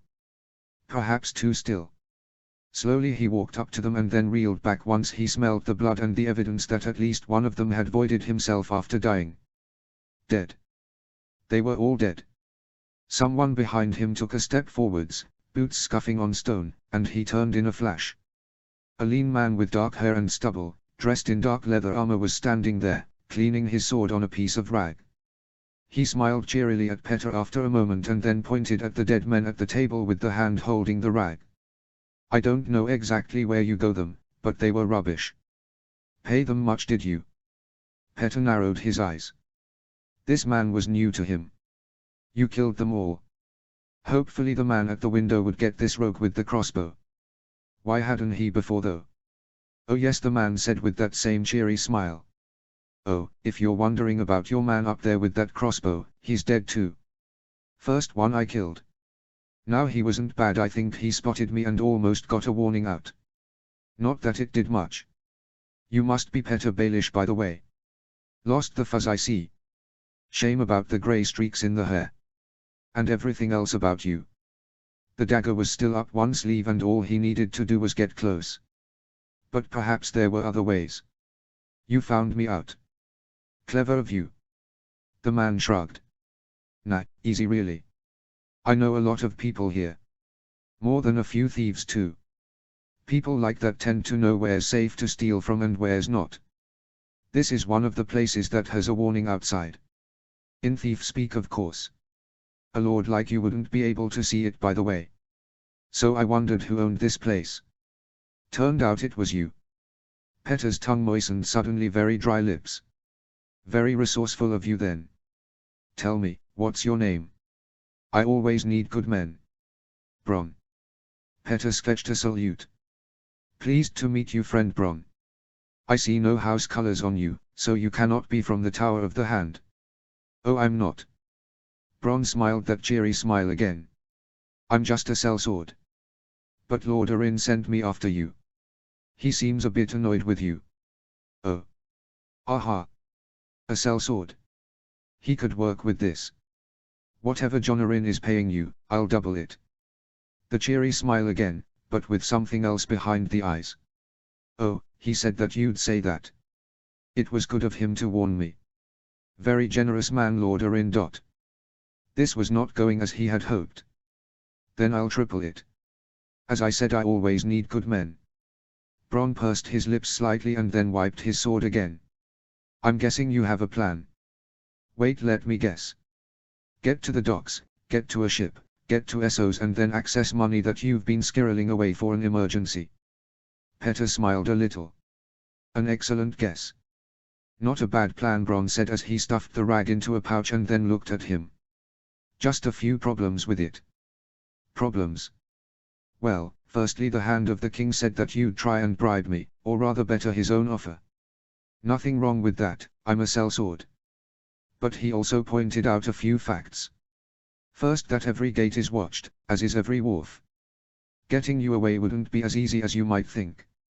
I'm just the one man, I can't fight my way through a gauntlet and protect you at the same time.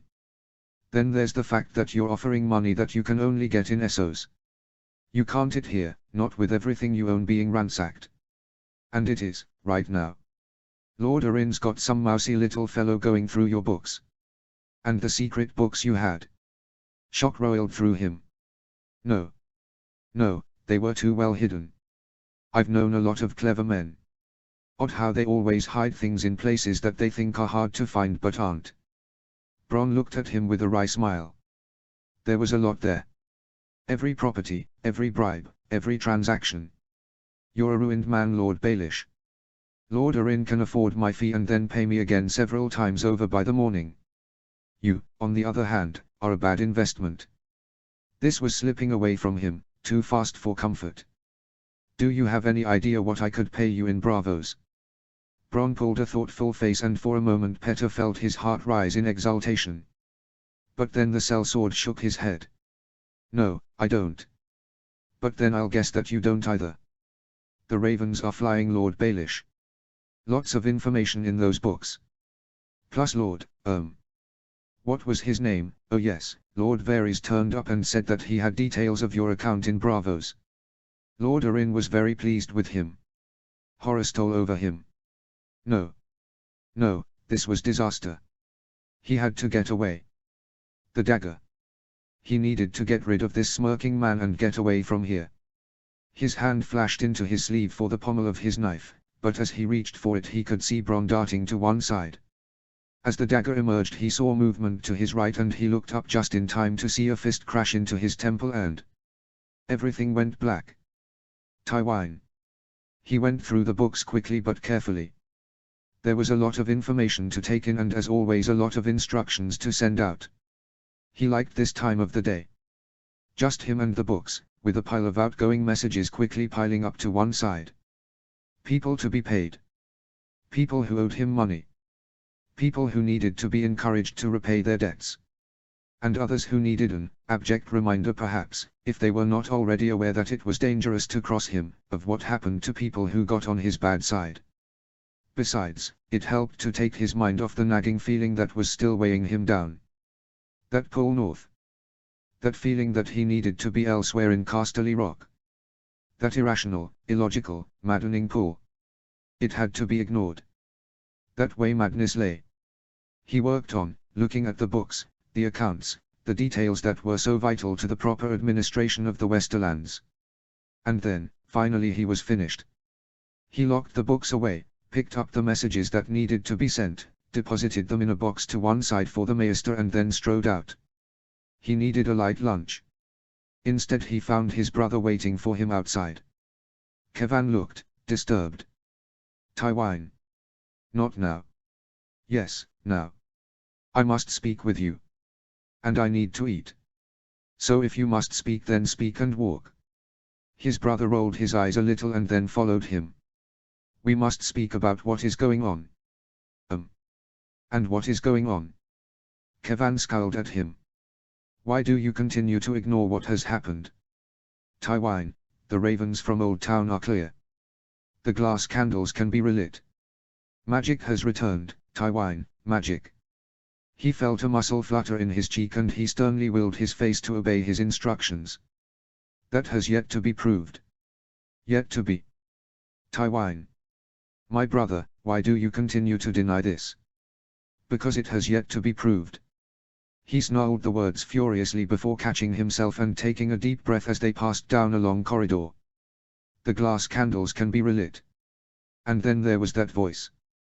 That voice, Tywine, do not deny that you did not hear it. The others return. Stark needs our help. He stopped for an instant and then waved a finger under Kevan's nose. A mummer's trick. Or something contrived by a faceless man from Essos, to panic us into something that I cannot see.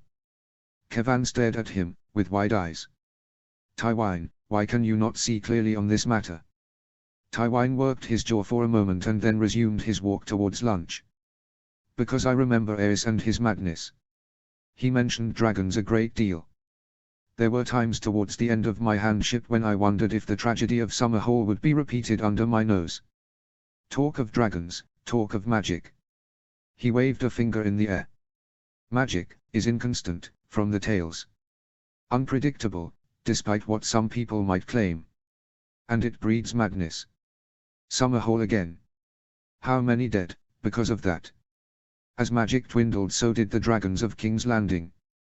Perhaps it was right that it did so. It left the Targaryens reliant on steel and blood and good counsel.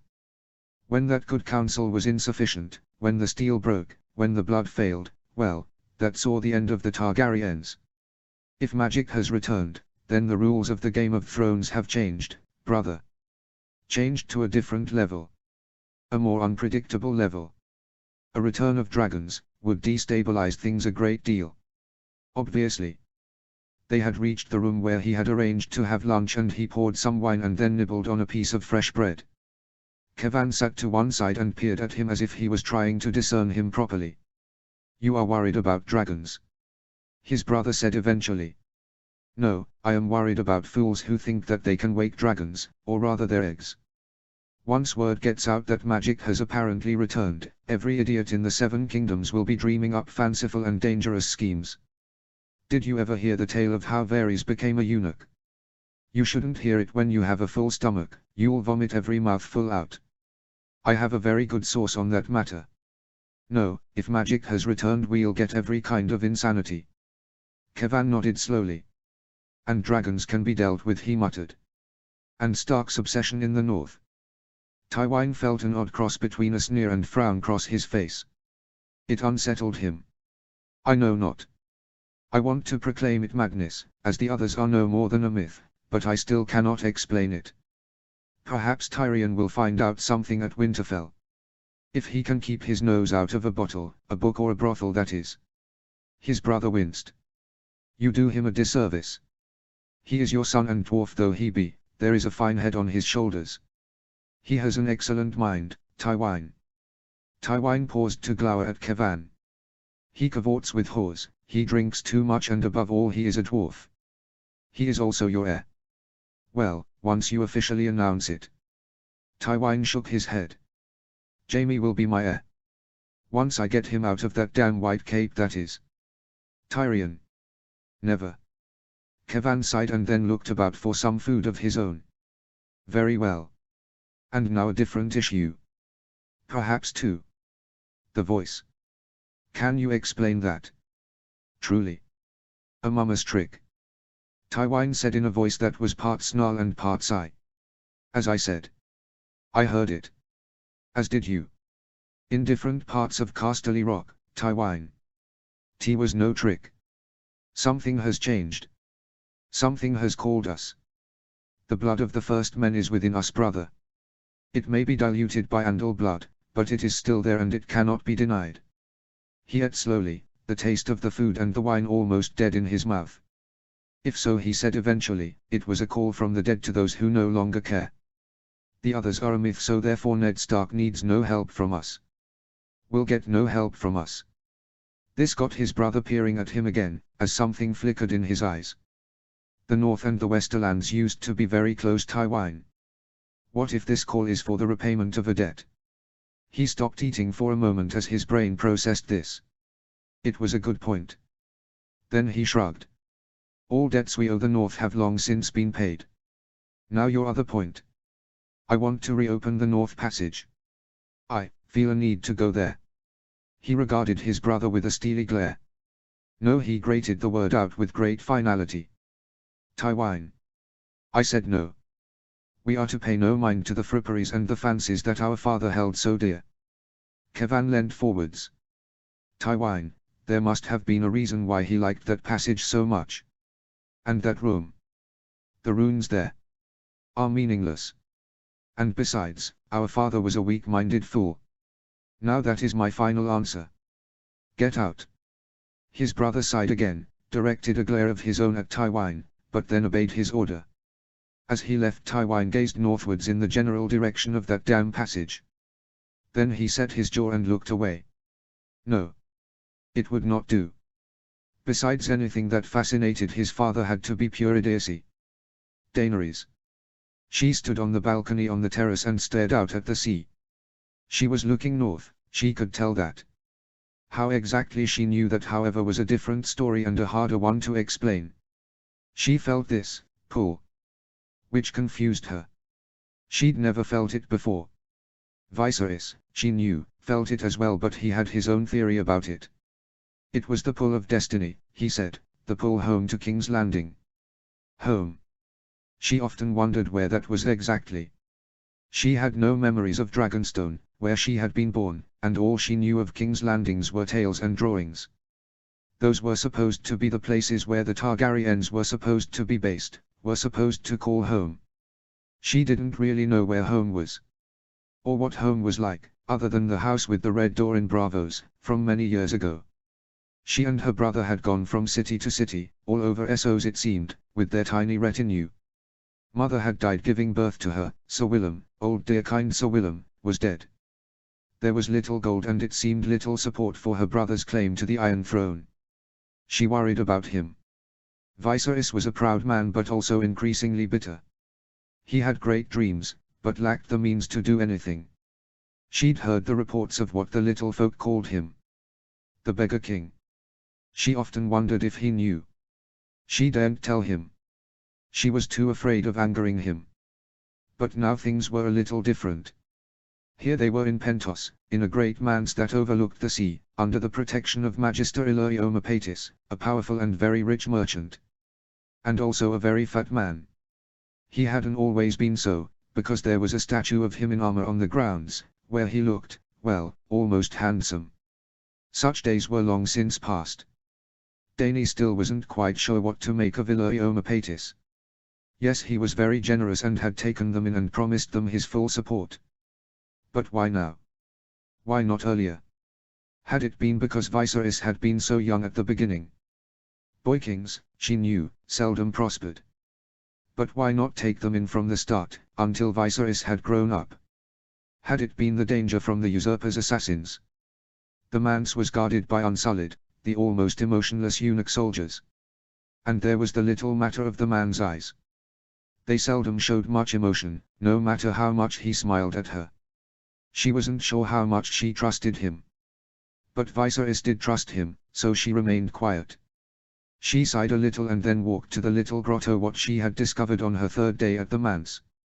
It was quiet there, in that little shaded spot by the trees. Few people went there she knew now, although there was a path that snaked by it, heading down to the sea. Sitting on the old stone bench she stared north again. She wished she knew why she felt this pull. It was odd. She also wondered why Mercatus had been so bemused these past few days. Hearing footsteps and voices she looked around. Someone was on the balcony and the wind was carrying a muttered conversation. Ah! It was the Magister. Must be patient she heard. He has been patient all this time, he can be patient a little longer. He will not like it, but I will tell him, said a resigned and sibilant voice that had a peculiar accent to it. When should he come? There was a brief silence. In a month's time, Mercatus said eventually. We should have more news by then. Our friend in King's Landing will have sent more word about what in the name of the Seven Hells is going on. And we will have more news of the Dothraki and their sudden move east. I do not like this change. There is something in the wind that makes me uneasy. A gurgling laugh. Then the other voice, magic has returned, so you should be uneasy. We should all be uneasy. Word has come from Karth that the House of the Undying is no longer dying. A pause. It is a warm day, but I see you shiver. Are you suddenly cold? You would shiver too, if you had ever seen that accursed place, Mercatus growled. Warlocks. Warlocks and madmen. Anyway, tell Connington to wait. Especially as the company of the Rose are going home to Westeros. There are just enough men there who might recognize his face. They always were obsessed with the home that they exiled themselves from. More madness. Another pause, before the other voice spoke again, this time in a lower voice that Dany could barely hear. And what of the Beggar King and his sister? Not here, Mercatus replied almost as quietly, and then the two moved away, as she could tell by the sound of receding footsteps. She sat there for a while, puzzling through what she had heard. She did not doubt that she had not been meant to hear it, the mention of the cruel nickname for her brother told her that at least. Connington, that name seemed familiar. And what was the House of the Undying? And what was this talk of magic? Once she was sure that there was no one on the balcony, she walked up there and then looked at the manse. Oh! Viserys was pacing about in front of it, deep in thought and with his hands behind his back. She approached him cautiously. Are you well, brother? Viserys started slightly and then stared at her. Dany. There you are. Have you heard? This made her cautious. Heard what? And now her brother's eyes and face came alight with a strange and almost terrible glow. Why, word has come from the citadel. Magic has returned, Dany, magic. Do you know what that means? Bewildered at his vehemence, she shook her head. Dragons, Dany, dragons.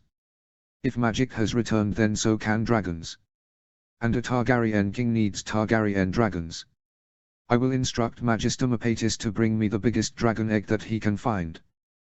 Because I will be able to hatch it. She smiled at him weakly as her brother continued to babble, but all of a sudden she was deathly afraid of him. And she did not know why. Tyrion. The twins was, well, it wasn't Casterly Rock.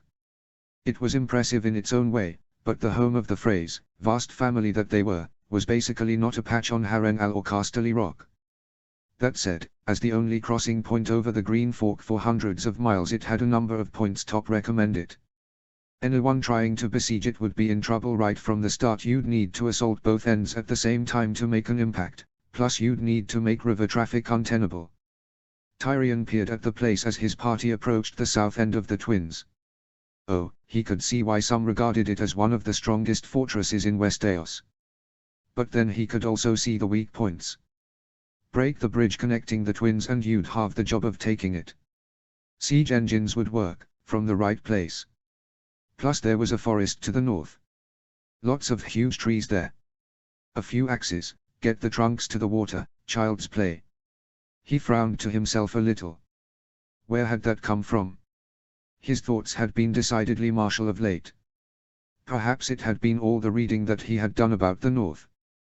The links between Casterly Rock and Winterfell had once been far better than they were now. Well, father had always been too busy rebuilding the respect owed to the Lannister name to really spend the time needed to butter up the other lords paramount. His comments about Mace Tyrell could best be described as derogatory and at worst woundingly accurate. A small party of horsemen were waiting at the gateway and he lifted a hand in greeting at their leader, a youngish man with brown hair and a certain look about him that proclaimed him to be a Free. I bid you welcome to the Twins. You are Tyrion Lannister. I see that word of my approach has spread. Yes, I am Tyrion Lannister. My men and I are on our way to Winterfell, post haste. I must therefore use your splendid bridge, with your permission, sir. Sir Tytos Free, at your service.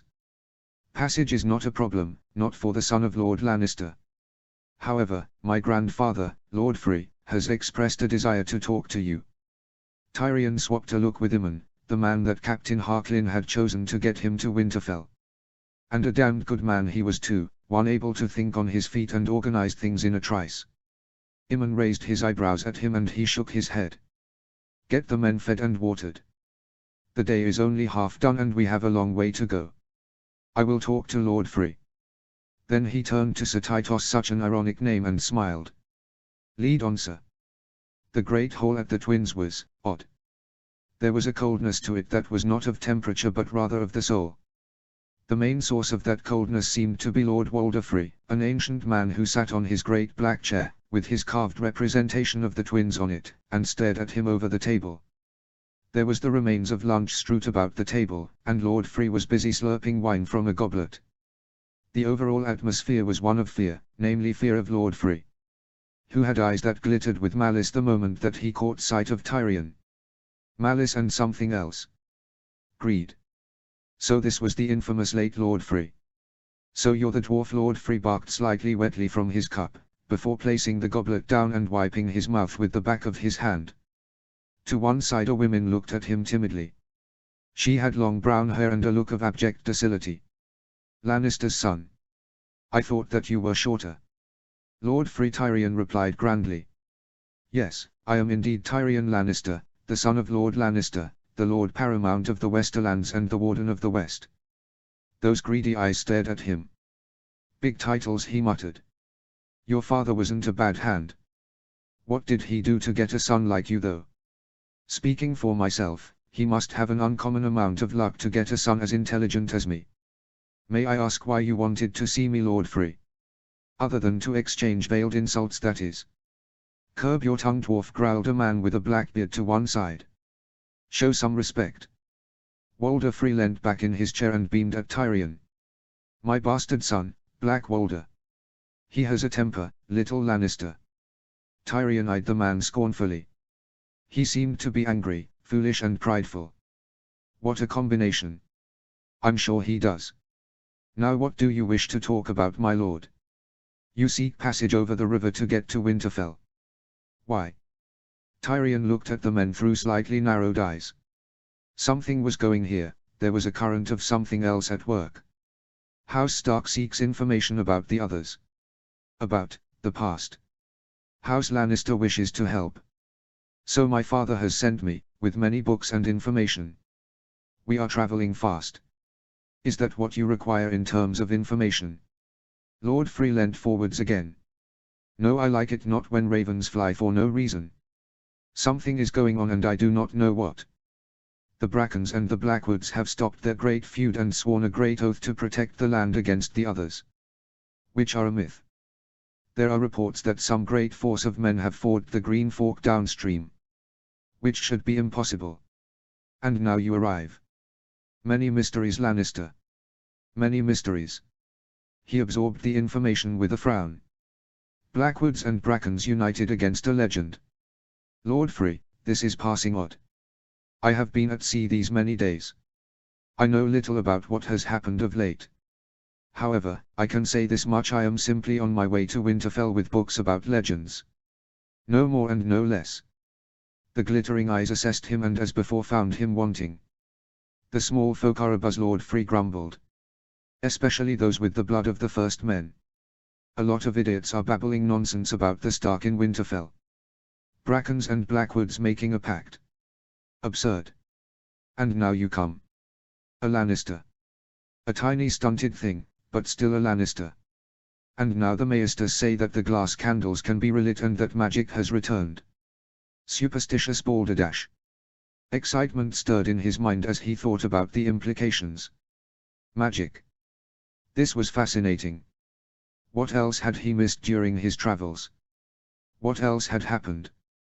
Grumbling from the chair diverted his attention and then he realized that Lord Free was looking at him. I see plots, little Lannister. Plots and alarums. All around me. And I do not like it. And yet, Tyrion said as he clasped his hands behind his back and then sent a glare back at the revolting old man, all I seek is passage to Winterfell. On a mission from my father. Lord Tywin Lannister. He thought about adding the words "who has a very long arm" at times but then decided not to deploy such a phrase. Lord Free glared at him again with hooded eyes, thought for a long moment and then shrugged a little as he picked up his wine again and slurped noisily from the goblet. Send word once you find out what's going on. Are you married? Tyrion blinked at the sudden change of topic and then suppressed his bewilderment. No, I am not married.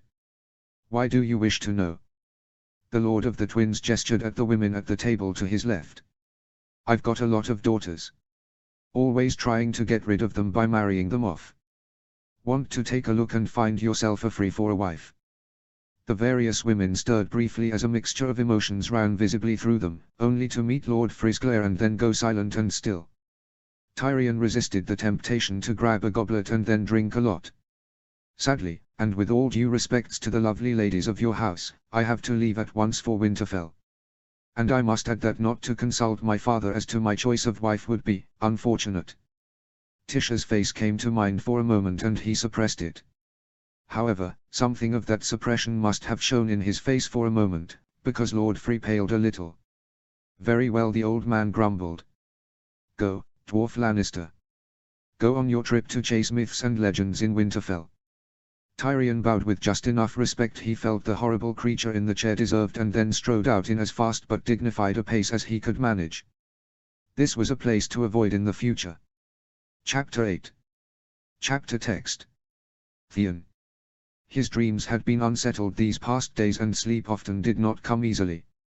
When he did sleep he often woke with a start, breathing hard and feeling oppressed and frightened, as if he was in danger. But he couldn't remember his dreams, other than a general feeling that he was drowning, being pulled downwards by some savage weight. He blinked at the book in front of him. There was another weight on him. He had been doing a lot more studying about the Iron Islands and he had come to a sudden and terrible conclusion: his father was an idiot.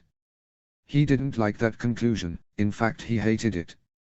He was Ironborn, a follower of the drowned god, the only remaining son of Balon Greyjoy. But he had to admit that the Greyjoy rebellion had been a total disaster from beginning to end. The timing had been more than poor, it had been stupid, it had united the rest of Westeros, except for Dorne, against the Ironborn, and it had given King Robert a moment of glory. All it had gotten the Ironborn had been death and destruction. If his father had wanted an independent Iron Islands again, why not convince old Quarian Greyjoy to declare independence during Robert's rebellion? It was senseless. Theon closed the book slowly and then looked at the window. Something was happening. Lord Stark had been closeted in his solar for more than 2 days now, apparently talking to someone from the north. Who exactly that person was, well, it was a mystery. Lord Umber was rattling around Winterfell being irritated. Robb was in the middle of his own studies, and Snow, well, he'd found him in the catacombs the other day, in front of the tomb of Lyanna Stark. He'd been crying. Normally Theon would have smirked and done his best to say something rude about that sight. But he hadn't had the heart to do so for some reason. Why? What was wrong with him of late? What was this feeling of pressure, of being pushed and then almost torn in two? He yawned raggedly. He needed sleep. A lot of sleep. But first some food. It was a quiet meal. Lady Stark sat next to Robb, due to Lord Stark still being locked in his solar, with Lord Umber next to Robb. He liked the Great John, whose booming laugh and quiet wisdom enlivened any room. To one side Bran and young Robert Arryn were busy asking Domeric Bolton a lot of questions, again, about being a knight, whilst Sansa watched them all with a smile. On the other side Arya was busy making faces at Rickon whenever Lady Stark wasn't looking, making the little boy giggle until he got the hiccups. And then there was Jory Castle on one of the other tables, making hesitant small talk with the Arryn boy's nurse. Something was going on there. After Theon thought about sneaking out and seeing a whore, but he was too tired. His mind was singing with tiredness by now, and he waved goodbye to Robb and went to his room, where he undressed and then virtually fell into bed, remembering at the last moment to pull the sheets over him. And then he slept. It was the smell that bothered him enough to crack an eye open. It was a smell of death, of putrefaction. It was a familiar smell, and he came bolt upright. He was sprawled in the broken remains of the boat from the dream that had left him with that odd wound. The ship had been run ashore. He could hear breakers to either side of him, and the oars were shattered and broken. Where were the rowers? He peered around and then almost voided his stomach. They were scraps of broken bones wrapped in tattered rags, strewn about the place. The only thing that was intact was the mast, and he looked at it fearfully before he climbed shakily to his feet and looked about. He was dressed in shabby, rusty armor, with an empty scabbard hanging to one side from a worn strap that attached it to his belt. Where was he? And then he saw the shore. It was not sand, it was not rock, it was not earth. It was made from bones. Shattered bones. As far as the eye could see. He looked up. There was no sun, or if there was a sun it was hidden in the twilight all around. Tendrils of fog roiled about, making it hard to see what was there. Suddenly a hand landed on his shoulder and he was violently thrown onto the shore. He landed in a spray of bone fragments that went everywhere, and he cried out in revulsion, before somehow finding his feet shakily and looking about. When he saw the other figure he recoiled. It was Roderick. If his brother had looked bad before, he looked far, far worse now. The black robes were grey and tattered, his skin was black and peeling enough that in places he could see white bone. One arm was a broken stump that ended at the elbow, and there seemed to be something wrong with his neck, from the way that he peered at him. "There, you are, little brother." Roderick's voice was a tired wheeze, as if he was about to collapse. "Finding you again was difficult. As you can see." Theon stared at him in horror. "What are you? What are you really?" A noise that might have been a luck came in answer to his question. "Why, your brother. And a servant of the drowned god.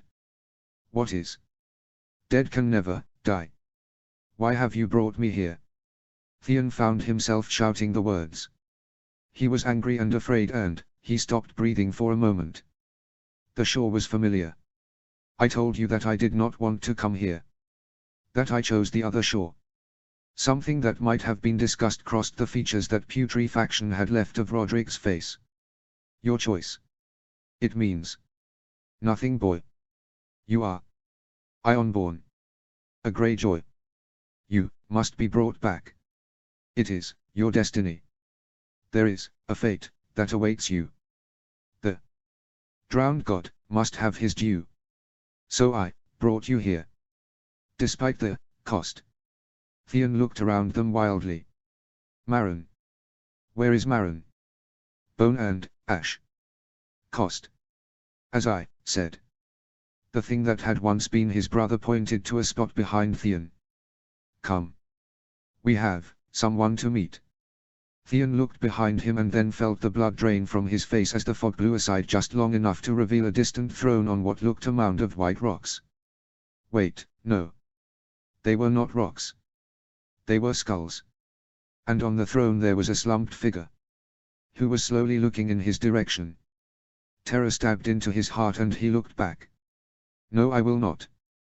The rotted face leant forwards. You are a Greyjoy, boy. You serve the drowned god. 100, no 1,000 thoughts went through his mind as he stared back at his dead brother. And then he heard the sound of someone far behind him walking on the shore of shattered bones. Walking slowly. Walking towards him. Theon closed his eyes for a long moment. And then opened them again.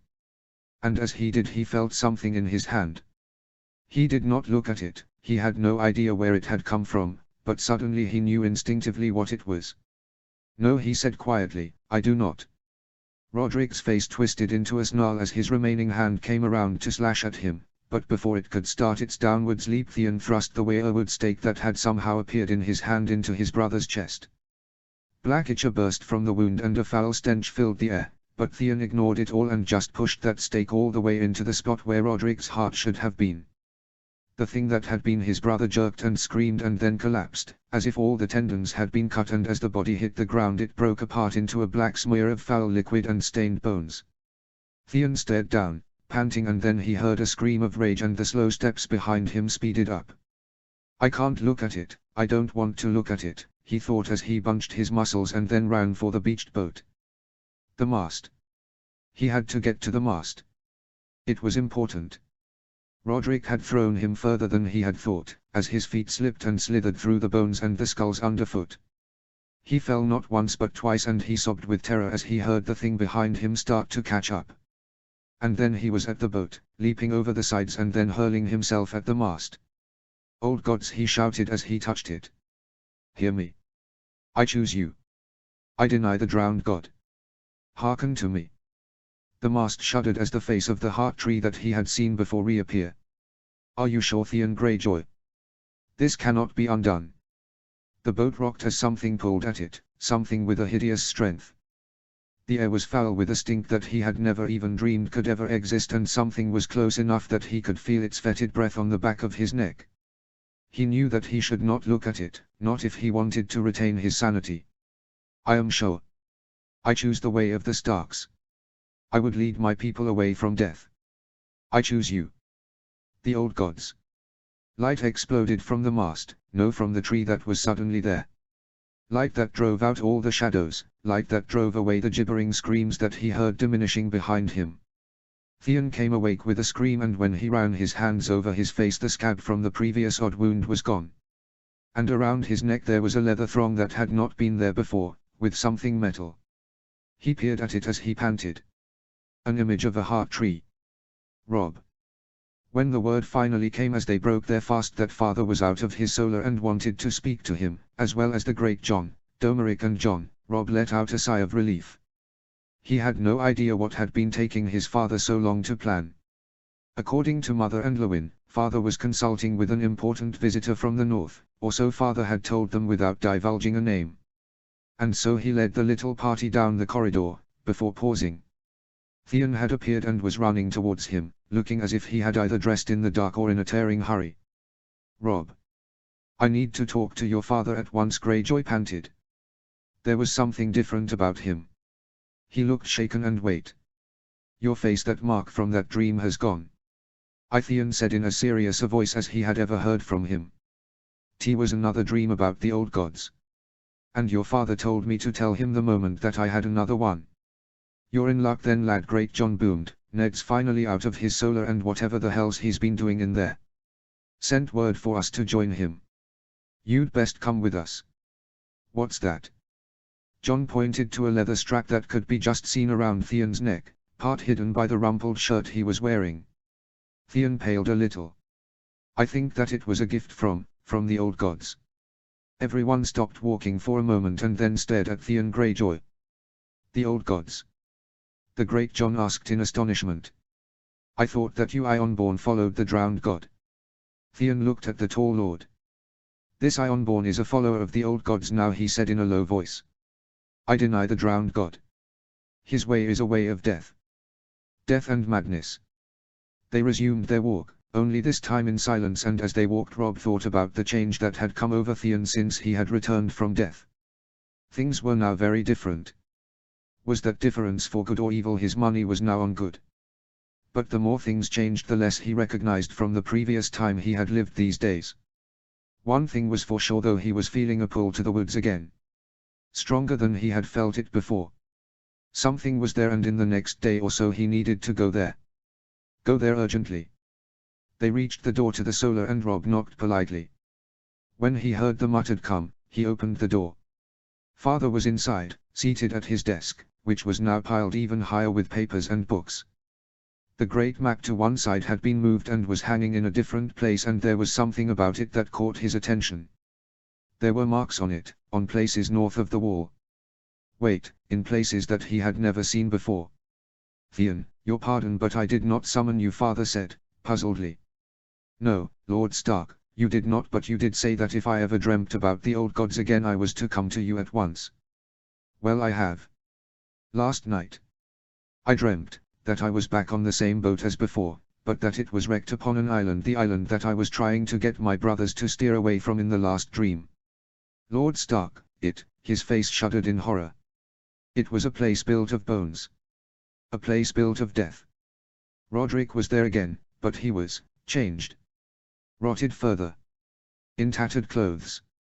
He said that I had been brought back, despite the cost, and then he tried to take me to see that figure on the throne that I told you about. I think it was the drowned god. It smelt of death. I fought my way out of it. I stabbed my brother with a piece of wood, wood I think, although I don't know where it came from, and then I ran to the boat, and to that mast. His face was haggard at the memory. Something was following me, Lord Stark, the thing from the throne. I knew that if I looked at it, it would drive me mad. I knew it, Lord Stark. So I called to the old gods. And I said that I chose them. I rejected the drowned god. Tears were rolling down Theon's face now, and Robb reached out and laid a hand on his shoulder, in an effort to comfort him. You did the right thing, Robb muttered quietly. The right thing. And then Theon reached to his neck and pulled out a leather thong, with a silver disc attached to it. There was a heart tree engraved on it. I woke up with this, Lord Stark. Father stood and peered at it, his face set in lines of shock. Then those lines relaxed a little. You have been favored by the old gods, Theon. Favored indeed. Very well, you must stay here and listen. Afterwards you must go to the Godswood with Robb. Robb, you must tell him where you have come back from. Father. He said the word in shock. Theon is not what he was. You must tell him. Father nodded once and then returned to his desk. Now I must introduce someone. A man from further north than we are familiar with. Footsteps scuffed in the corridor, and then a man with graying hair and dark garments walked in. He looked at them all carefully and then nodded formally before closing the door behind him and then stalking over to a chair and sitting with a sigh. Father then glared at them all, which was surprising. This man, by the way, is here under my protection. And his name is Mance Rayder.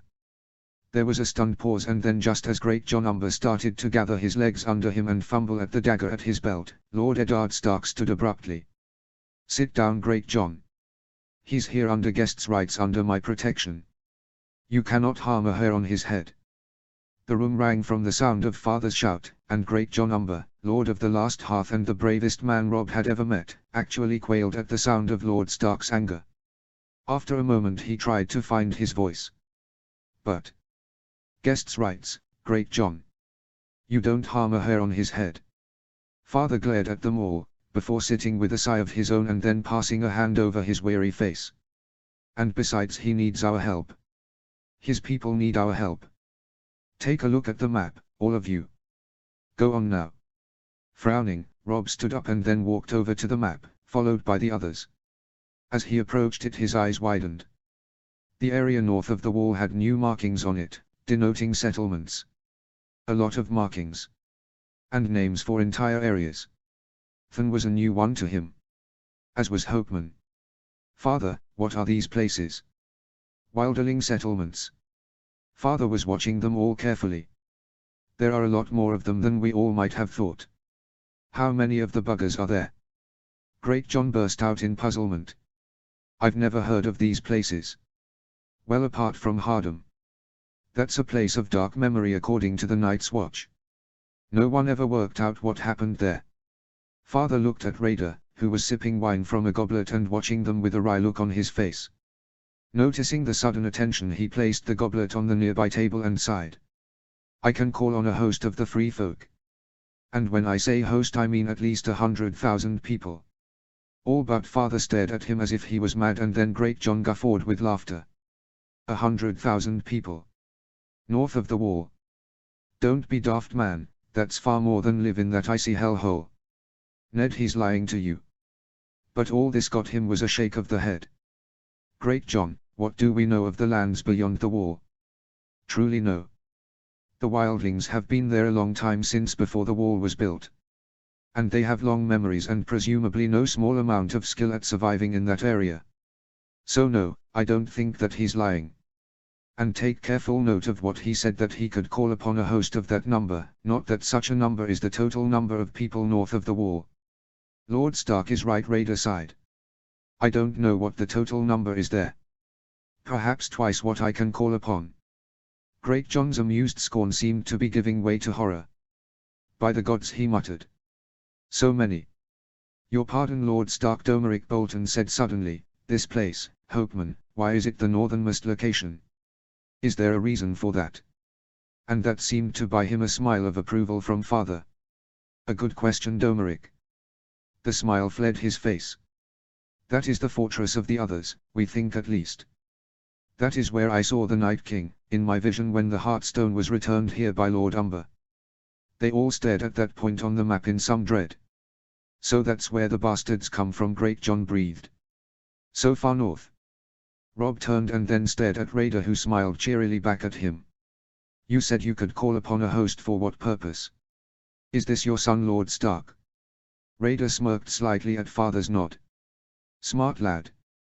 I was going to assemble a host, storm Castle Black, get my people through the wall at the tunnel there, settle the gift, and then knock the heads of the Black Crows together until they realized that the free folk would help defend the wall against the others. He then sipped some more wine. Because the others are coming. And death marches with them.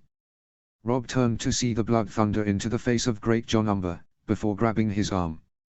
Guests writes, Great John. Be calm. Besides, Father sighed. He's right. We need to get the wildlings south of the wall. It's imperative.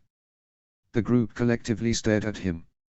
Oh, by the old gods, Father stared at the ceiling for a moment.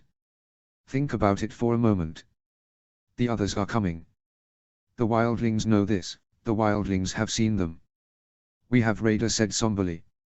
They strike southwards with every day that passes, killing the free folk and animating their bodies. We are running from them, and we have nowhere else to go but south of the wall. Great John, think about it. Every wilderling that dies to the others becomes a white. Every one of them. And if Raider's count of the numbers of wildlings is correct. Father's voice drifted into silence, and Robb found himself experiencing the horrible feeling of all the blood apparently draining from his face. By the old gods, he choked out, the others would be able to send scores of thousands of whites south against the wall, if not hundreds of thousands. A deadly silence filled the room for a long moment as each man in there thought about the prospect of such an event. And the face of Great John Umber was whiter than parchment as he sank into the nearest chair. The silence was broken by Father as he stood up, his chair scraping the floor as he pushed it back. Which is why I have been talking to Raider. We have been discussing what needs to be done.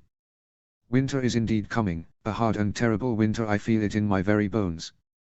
Perhaps that is why the others come. A long winter, a long night, a long, terrible, terrible night. We will need every source of strength as we fight that long night. Every sword and every shield. The gift is almost deserted now, for many reasons. I would have it farmed, I would have it settled, I would have it feed the wall. The new gift too. Winterfell has some measure of control over both, and I was considering settling new lords and small folk there once the winter was over. But that was before I knew what comes. Before I knew the threat. Well, enough is enough. I will tell the Lord Commander of the Night's Watch that the Stark in Winterfell commands that the wildlings be allowed south to settle in the abandoned areas of the gift and new gift. And I will not take no for an answer. There was a silence whilst they all absorbed that, and then a worried Great John leant forwards a little. Ned, many of the other lords of the north won't like it. Wildlings south of the wall are better than white wildlings north of it, under the control of the others. There's a war coming. And they all know that the others have returned. They have all sent pledges of allegiance and help, they all have the blood of the first men in them, and they all heard the call from the Hearthstone. I will write to them, telling them of my decision. We have a war to fight, a war that our ancestors started and which we very nearly failed to realize was still going on. My father will understand, Domeric said suddenly. He was still at the map, looking at all the new settlements that it now showed. Father is pragmatic. Oh, I know he is, Robb thought as he remembered the knife going in and Roose Bolton's mutter that Jaime Lannister send his regards. But that was then. This is now. Raider was looking at Domeric in slight puzzlement, which brought a small guffaw to the lips of Great John. Oh, his father's a most pragmatic man. This is Domeric Bolton from the Dread Fort. You know, Roose Bolton's son. Father looked over at Raider, who was looking at Domeric with wide eyes. Oh, he knew of the Boltons all right. Not that Bolton, but he'd heard of the older one. I am not saying that it will be easy, Father said softly. I am not saying that there won't be a lot of difficulties in places. And I will say that the wildlings, free folk as they are, will need to swear to stop the raids at once and settle down in the gift for as long as the coming long winter lasts. No raids, Raider. No trouble. I cannot promise anything, but I will do my best, Raider said with a solemn nod. The chiefs of the free folk know what awaits us if we stay north of the wall. Can't you just command them? Theon asked with a frown. You are supposed to be the king beyond the wall. The wilderling who had once been of the Night's Watch looked Theon up and down. It's not that easy, lad, he said eventually. I am not, a king as you might know it.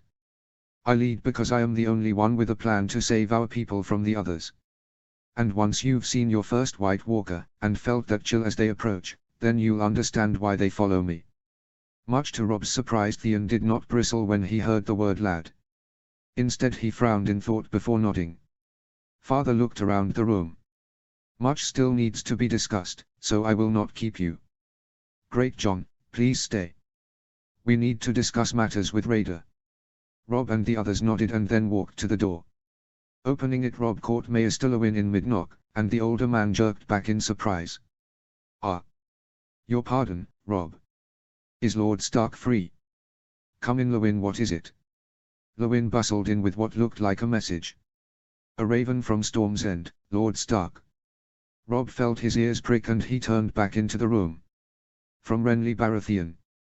He asked the question at the same time as his father did. Lewin's eyes swiveled slightly and then twinkled a little with amusement, before he sobered. No, my lord. From His Grace King Robert. Robb looked at father with a frown. What's he doing at Storm's End? Father grasped the message and read it quickly. When he looked up he seemed nonplussed. And then he looked at it again.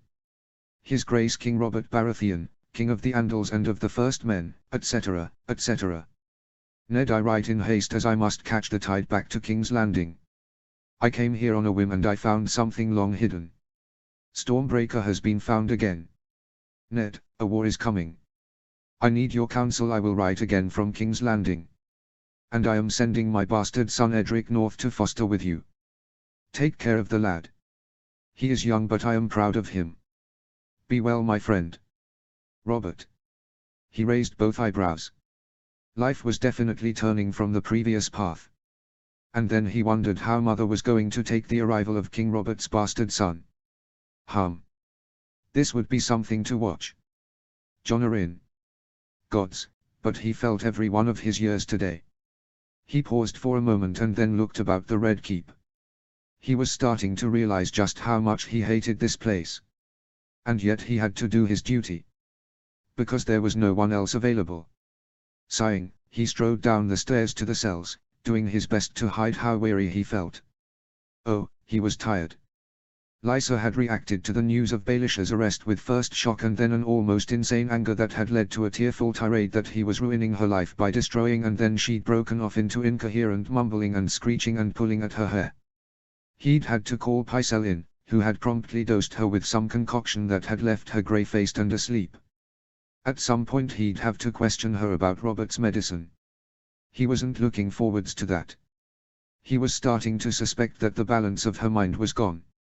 Hearing the sound of low voices ahead, he peered down the corridor. Bronn was talking to Quill, and as he approached they both turned and bowed to him.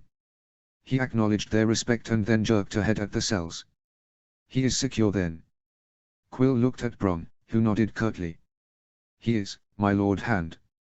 We cleared the others out of the cells around him and we've been making sure that the guards don't go near him too often. Oh. Why so? Lord Baelish has been trying to bribe them with large sums of coin that he doesn't actually have, Bronn said dryly. We've had to remind people about that point. He keeps trying though, my lord, Quill said in an equally dry tone. And he's mentioned that he can call on gold from Pentos. The man's a thieving magpie, John said with a frown. I wonder what else he's got hidden away in places. Very well. Quill, please go back to the Tower of the Hand and arrange to have a raven sent to Pentos. The man nodded tersely and then moved off down the corridor. John watched him go and then looked back at Bronn. The sellsword looked as serious as he ever had to his knowledge. My lord hand, I need a word with you. On what matter? Baelish. The sellsword sighed and then glared at the door to the cells. When is his trial? A good question, John muttered. Tomorrow. We have enough evidence to have him executed a dozen times over. The Iron Bank wants him dead as well. Bronn stared at him in shock. He crossed the Iron Bank. He, apparently lied to the Iron Bank. And diverted part of one of their loans. Which makes him either more stupid than he appears to be, or more arrogant to think that he could get away with it. That said, he was the master of coin and had access to all the records he altered. The real books in his possession were quite specific, however, and the Iron Bank's representative here in King's Landing was most annoyed. He sent a raven to Braavos, and I have little doubt that when a response comes it'll be to demand Baelish's head. If, that is, there isn't another message heading to a faceless man somewhere in the area. Bronn's eyes widened and then they hardened. That should solve a few things then. Lord Arryn, that man's a weasel. Worse, he's a weasel with a long memory for grudges. Given that I'm the one who captured him, I won't rest easy until he's dead, because he'll want to settle accounts with me someday. What kind of grudges? The sellsword sighed a little. I talk to the small folk, my lord. You'd be surprised what they know at times. People notice things around them, things that lords and ladies might ignore. Did you know that Baelish smirks a little whenever he passes the spot where Brandon Stark died in the throne room? He still remembers the man who wounded him, and he still smirks at the thought of the way he died. And Brandon Stark died a horrible death. John thought of all the tales had heard of that terrible day in the throne room, the day that Ned's father and brother had both died and in the doing had broken the realm by finally proving that Aerys Targaryen was insane beyond words. And Baelish smirks, still. When he thinks that people aren't watching him. Bronn shook his head. No, to call him a weasel is to be cruel to weasels. Man's a devious little shit, and frankly, my lord hand, the world will be a better place once Baelish is removed from it. John nodded shortly. Keep a close eye out then, Bronn. You will be well rewarded for it. He paused. May I ask what your fondest ambition is in life? Bronn tilted his head and looked at him, obviously assessing his answer. My own land, he said eventually, his voice wistful. A small place, perhaps a title, a wife, a son, and no more sleeping in shithole taverns and risking my life. Then he smiled bitterly. Problem with that, of course, is that I tend to find trouble around every corner. John smiled back. You should try being Hand of the King, he replied in tones as dry as Dornish stone, and then chuckled at Bron's exaggerated shudder. It might be that I can help you with your own plot of land. A city filled with gold cloaks and my own men all searching for Baelish, yet you were the one to find him in a place that no one thought to look. And you found his books. Yes, you will be well rewarded. Bronn nodded respectfully at him, and then when John turned to the door he reached out and opened it. Good luck against that one, my lord. He nodded back and then walked through the door and grasped a torch from the wall next to the entrance. If I need you, I'll call. The other cells were all empty. There had been 2 people in them, a thief who had thought that the Red Keep offered richer pickings than the city, and a madman who claimed that the 7 hells were about to open and then everyone was about to die, hence his need to get to the Iron Throne and then declaim from it. He'd been grabbed before he'd gotten anywhere near the main gates. Both were now in other cells. Petter Baelish deserved to be alone. The man was also too damn dangerous to have others near him. Alone, that is, apart from the smell. It was a presence all of its own. It spoke of rot, of death and excrement. It was a smell that did not waft, it assaulted the nose. Baelish heard him coming, because he was on his feet by the time that John approached the door to his cell and peered through the barred hatch. My Lord Hand. Welcome to my new abode. Baelish spread his hands to gesture at the expanse of the cell around him, as if he was welcoming him to some sumptuous new quarters. He looked terrible, dressed in rough clothing and with a bruise to the side of his head, but his eyes were still sharp. What do I owe the pleasure of your company to? He looked the man up and down for a long moment, repressing the need to pull out his sword and then finish the job that Brandon Stark had begun. Your trial will be tomorrow. On what possible charges? Have I not been a loyal subject of good King Robert? Baelish sounded wounded and almost exaggeratedly offended. You stole the king's coin, you lied to all and sundry, you bought properties in this city and many others with your ill-gotten gains, and you betrayed me. And that, John said between gritted teeth as he glared through the bars, is just the beginning of it. You tried to have my son kidnapped, Baelish. I will not forget that easily. You wound me, my lord. Baelish said the words so lightly, as if he was indeed innocent. And the proof for all this? Ah. John narrowed his eyes and then studied the wretched little man. We have your books. Obviously planted by my enemies. Written in your hand. My enemies have many resources. Which obviously include forgers. And presumably people who look just like you. We have uncovered your network. Ah, there it was. The slight uncertainty in the eyes, the quick lick of the lips. He was uncertain. Network. From your books, John said with a smile and with hate in his heart. You should have chosen a better cipher for them. My man cracked them on the 3rd try. We know exactly what you owned here in King's Landing. And, of course, elsewhere. You don't seem to have inspired much loyalty from your people.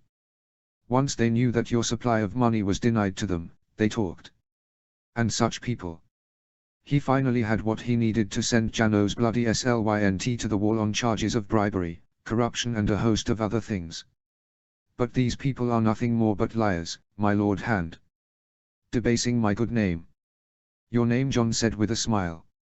What name? That of a thief and a scoundrel. A man who owns whorehouses and who gets his whores from some very interesting places. A man who bribes gold cloaks to look the other way again and again. Well, no more. Your filthy little network is no more. Baelish was staring at him now, staring at him as if he wasn't sure what he was. Time to push one more knife in. And we have the man you sent to kidnap my son. My Khan, by name. And why, Baelish said with a slight start, as if he was forcing himself into action, would I do that?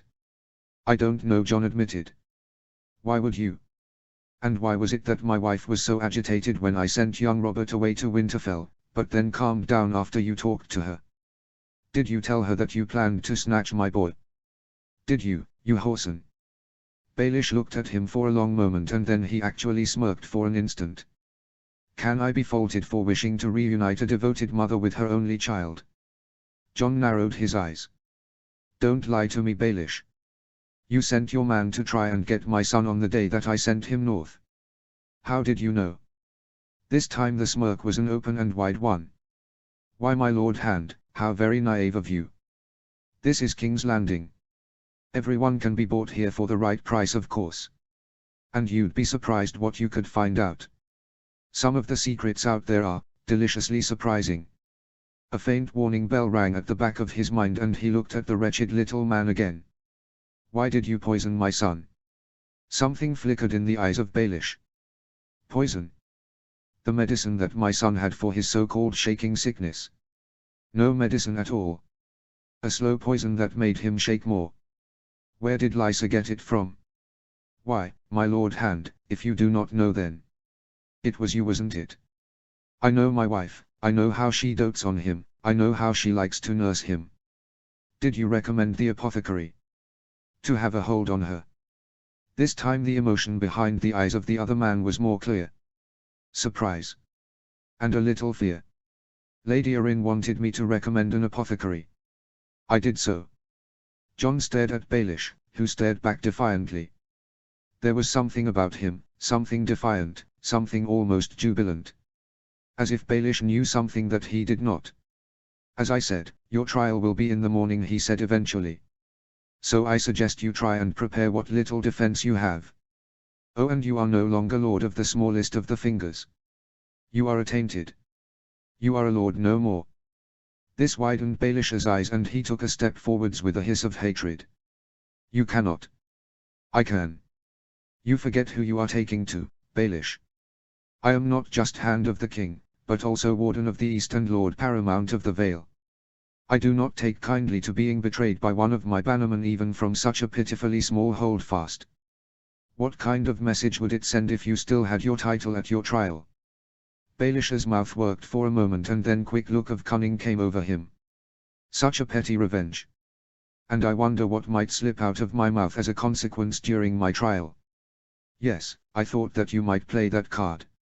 I would advise against it. Why? What if I mention the king's great matter? Shock roiled through him and he stared for a moment at a suddenly openly smirking Baelish. What do you know about that matter? Ha! Baelish wagged a finger at him. Why, everything, my Lord Hand. It was so amusing and pitiful to see you and Stannis Baratheon trying to make your way through the street of King's Landing as you visited King Robert's bastard children. All so black of hair, I note, and blue of eye. How odd that the king's children look nothing like him. How stupid of you all to not see what I saw the moment I laid eyes on them. They are pure Lannister, every one of them. There was a gloating note to his voice and Jon thought very fast and very hard. Very well. Littlefinger knew, damn his heart. That was why he was so cheerful, that was why he looked so undefeated. Very well. Time to strike back. You will not mention the king's great matter at your trial, he said flatly. Not if you wish to live to attend it. Baelish smirked slightly again. Why, my Lord Hand, is that a threat? Against a prisoner of the most noble lord of the Vale. We have your secret records. We have deciphered everything. You look doubtful, but we have even ascertained how you diverted money from the Iron Bank's loan to the king into your purse. And we have informed a representative of the Iron Bank who happened to be here in King's Landing. He was displeased. There was just enough light to see the blood drain from the face of Petyr Baelish. What? Now it was Jon's turn to smile. I believe that you heard my words correctly. The Iron Bank is or soon will be, depending on how fast that Raven gets there and back, most displeased with you. Whatever made you think that divert those funds and not be eventually found out? Ah, such arrogance, Baelish. Baelish lunged suddenly for the bars and gripped them, his knuckles almost as white as his face. You old fool, don't you know what you've done? The Iron Bank doesn't have people passing through somewhere like King's Landing on a whim. Like as not their man here has a faceless man somewhere nearby, or knows where one is. Jon smiled a small, chill, smile. I know. There was a long pause as Baelish searched his face with wide and hunted eyes. After a long moment he stepped back from the door, his face ashen and suddenly drawn. "Oh, well played, Erin. Well played. Let me guess, you have me guarded by that bright sellsword of yours. And if I agree not to mention your Lannister problem, I might just see another dawn and indeed my trial without dying a horrible death thanks to a faceless man. I would take your word for it, but I know that to be worthless. So let me tell you this. I will see you tried fairly. I will even allow a trial by combat at the end of it. But one word, one solitary word about the king's great matter and I will have you gagged by your guard and then left on your own in a cell by the quarters occupied by the Iron Banks man." Baelish nodded slightly. "You have already decided on my guilt." "Your guilt is undeniable," Jon replied in a voice like stone. "But you will have your trial." And then he turned and made his way back out, eventually reaching the door where Bronn still was. The sellsword was sitting by the entrance, a pair of pliers in one hand and what appeared to be some nails in the other. He was twisting one against the other to make caltrops. Bronn looked up with the grim smile. "Oh, if I'm to keep yon weasel alive, against a possible faceless man, then I'll need every advantage I can get in guarding him." "A good notion." Jon sighed tiredly. "Keep him alive to see his trial.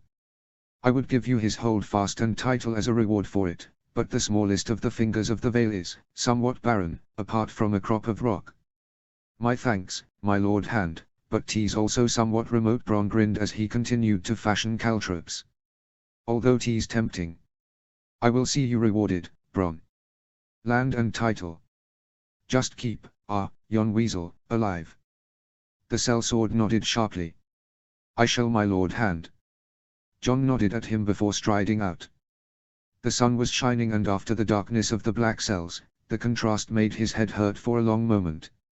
And then he saw Quill hurrying towards him. "Quill, what news?" "His Grace the King is returning, my lord hand. And the High Septon wishes to see you as soon as possible, at the Great September of Baelor. He says that it is very urgent." Theon.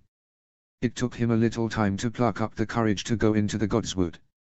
He knew that he had to go there, Lord Stark had told him to. But he had a terrible feeling about what Robb was about to tell him. He had no idea why, he just had a feeling that it would be something terrible. And so eventually he braced himself and strode into the Godswood. He found Robb there, sitting in front of the heart tree, staring at it with intent eyes in an expressionless face. He acknowledged Theon's arrival with a nod. "Father said that you need to know what else has happened," Robb said in a voice that was slow and almost hesitant. "I do not know if you will like much of what I have to tell you. 'Tis a terrible tale." He looked at his old friend for a long moment and then winced slightly. Can it be any worse than dreaming of being chased by the drowned god, who had been summoned by the rotting corpse of your own brother? Robb seemed to think about this for a long moment. "Yes." He said the word hesitantly but with an underlying firmness. "Theon, what I have to tell you will, well, it will change you." He looked at him, confused. "Change me? Change me how?" Once again Robb paused, seemingly to gather his thoughts. And then his head came up and he placed a hand on the heart tree. "I swear by the old gods that this tale is a true one, Theon. I swear it." Theon knew that this was not something that Robb would do unless he meant it in every way and he nodded slowly in acknowledgement. Unease roiled through him like a sickening wave. "I was touched by the old gods. They sent me back." "Back from where?" Theon asked blankly. "Back from the moment of my death. I died, Theon. I died." Theon stared at Robb. The heir to Winterfell was white-faced and strained, the skin stretched tightly over his features. He meant what he said. But what he had said was madness. "You died." "I died." It was in the twins, at the hands of Walder Free and Roose Bolton. The names were spat out angrily. But surely this was more madness. "Why?" He croaked the word, unable to say anything else. Robb closed his eyes for a long moment and then let out a puff of breath. "There was a war," he said almost gently. "A very terrible war." The unease was joined by a terrible coldness in his guts. He had read so much about war of late. "We fought a war." "Who attacked?" "It's complicated," Robb sighed. A month or so from now we heard in the old future that is my past that Jon Arryn was dead. Aunt Lysa blamed the Lannisters, but, well, it was complicated, you said that. What happened next? Theon sat by the heart tree, his mind whirling like a sycamore seed in the wind. This was madness. Wasn't it? The king came to Winterfell. With much of the court, including the queen and their children. There was something odd about the way that Robb said that last word, as if something about it soured his mouth, and Theon squinted curiously at him. Robb caught the look. I'll explain in a bit. The king wanted father to be his new hand. At first father turned him down. But then Bran had an accident, he fell off a tower that broke his back, he could never walk again and, well, father changed his mind. Something clicked within Theon's mind. That's why Lord Stark forbade Bran from climbing. Yes. He had to. We never found out how Bran fell, he didn't remember what happened, but it was odd at the time. I think that he saw something that he shouldn't have. Anyway, father agreed to become hand, pledged Sansa's hand in marriage to Prince Joffrey, something that'll never happen now, thanks the gods, and then he, Sansa and Arya went south to King's Landing. A complicated look of many different emotions crossed his face, from fondness to fury to deep, deep grief. And we never saw them again. There was something in the way that he said those last words. Something that terrified Theon. What happened? There was an attempt on Bran's life. Mother went south to warn father and learned that father was investigating the death of Jon Arryn. We think that father learned the truth about the Queen's children. Namely that they might the Queen's children, but they're not the King's children. Theon stared at Robb as if he was raving mad. The King's children aren't the King's. No. That's what Stannis Baratheon claimed. Then who's the real father? Robb's face twisted a little. Stannis Baratheon claims that it's the Kingslayer. It explains why the children look nothing at all like the king, but instead appear to be all Lannister. Explains why Joffrey is the way that he is too. Too much inbreeding. This made no sense. What's wrong with Prince Joffrey? This time Robb's face twisted into a snarl. The boy's mad. Cruel and mad. When the king was mortally wounded in a hunt by a boar, father was made regent, but after the king died the queen ordered that father be arrested and all his men killed. Sansa was made a prisoner and Arya, she vanished. We never found out what happened to her. Father apparently had found out the truth and was going to expose Joffrey for what he was. They were going to have father take the black and go to the war. Instead Joffrey had him beheaded in front of the September of Baelor. This time horror roiled through Theon and he came close to voiding his guts on the grass. Lord Stark. Dead. He couldn't imagine that happening, not after everything that had happened in Winterfell the past month. Lord Stark dead. What happened then? A bleak smile lit Robb's face. I refused to bend the knee to the little shit who killed my father, and instead I called the banners. And we rode south. With you at my side. Pride lifted his heart. Yes, that was something that he could see happening. Riding to war at the side of the man he would be proud to call a brother. To the twins then. Eventually. It was chaos. Stannis Baratheon claimed that he was king. So did his younger brother Renly, with the support of the Reach. My bannerman proclaimed me the king in the north. The Lannisters invaded the Riverlands, so we went south to support grandfather and Uncle Ed Muir. Aunt Lysa did nothing in the Vale. We fought 3 great battles. We smashed Lannister armies and captured the Kingslayer. And then, his voice faded away as he screwed his eyes closed. And then? Theon prompted gently. Was that when Robb died, at the twins? And then you betrayed me. This time the horror felt like an almost physical blow as it smashed into him. No. No, it couldn't be true. He didn't say a word, he couldn't, but his face worked as he tried to make his mouth work as his limbs shook. Robb opened his eyes and then looked at him. I sent you to broker an alliance with your father and attack the Lannisters, he said almost gently as he caught sight of the expression on Theon's face. But something happened at Pike. You never returned. Instead you joined your father in his mad plan to invade the north. You led a force that captured Winterfell, because no one could believe that you would ever turn your back on us. But you did. You even captured Bran and Rickon. But when my men counter-attacked you burnt Winterfell and... well, they say that you murdered them. You murdered a small boy and a boy who couldn't even walk. The shaking feeling swept him up in a storm, horror and shame and shock roaring through him, and he finally leant to one side and voided up his guts. Everything came up, and even after there was nothing left he still kept heaving and gasping.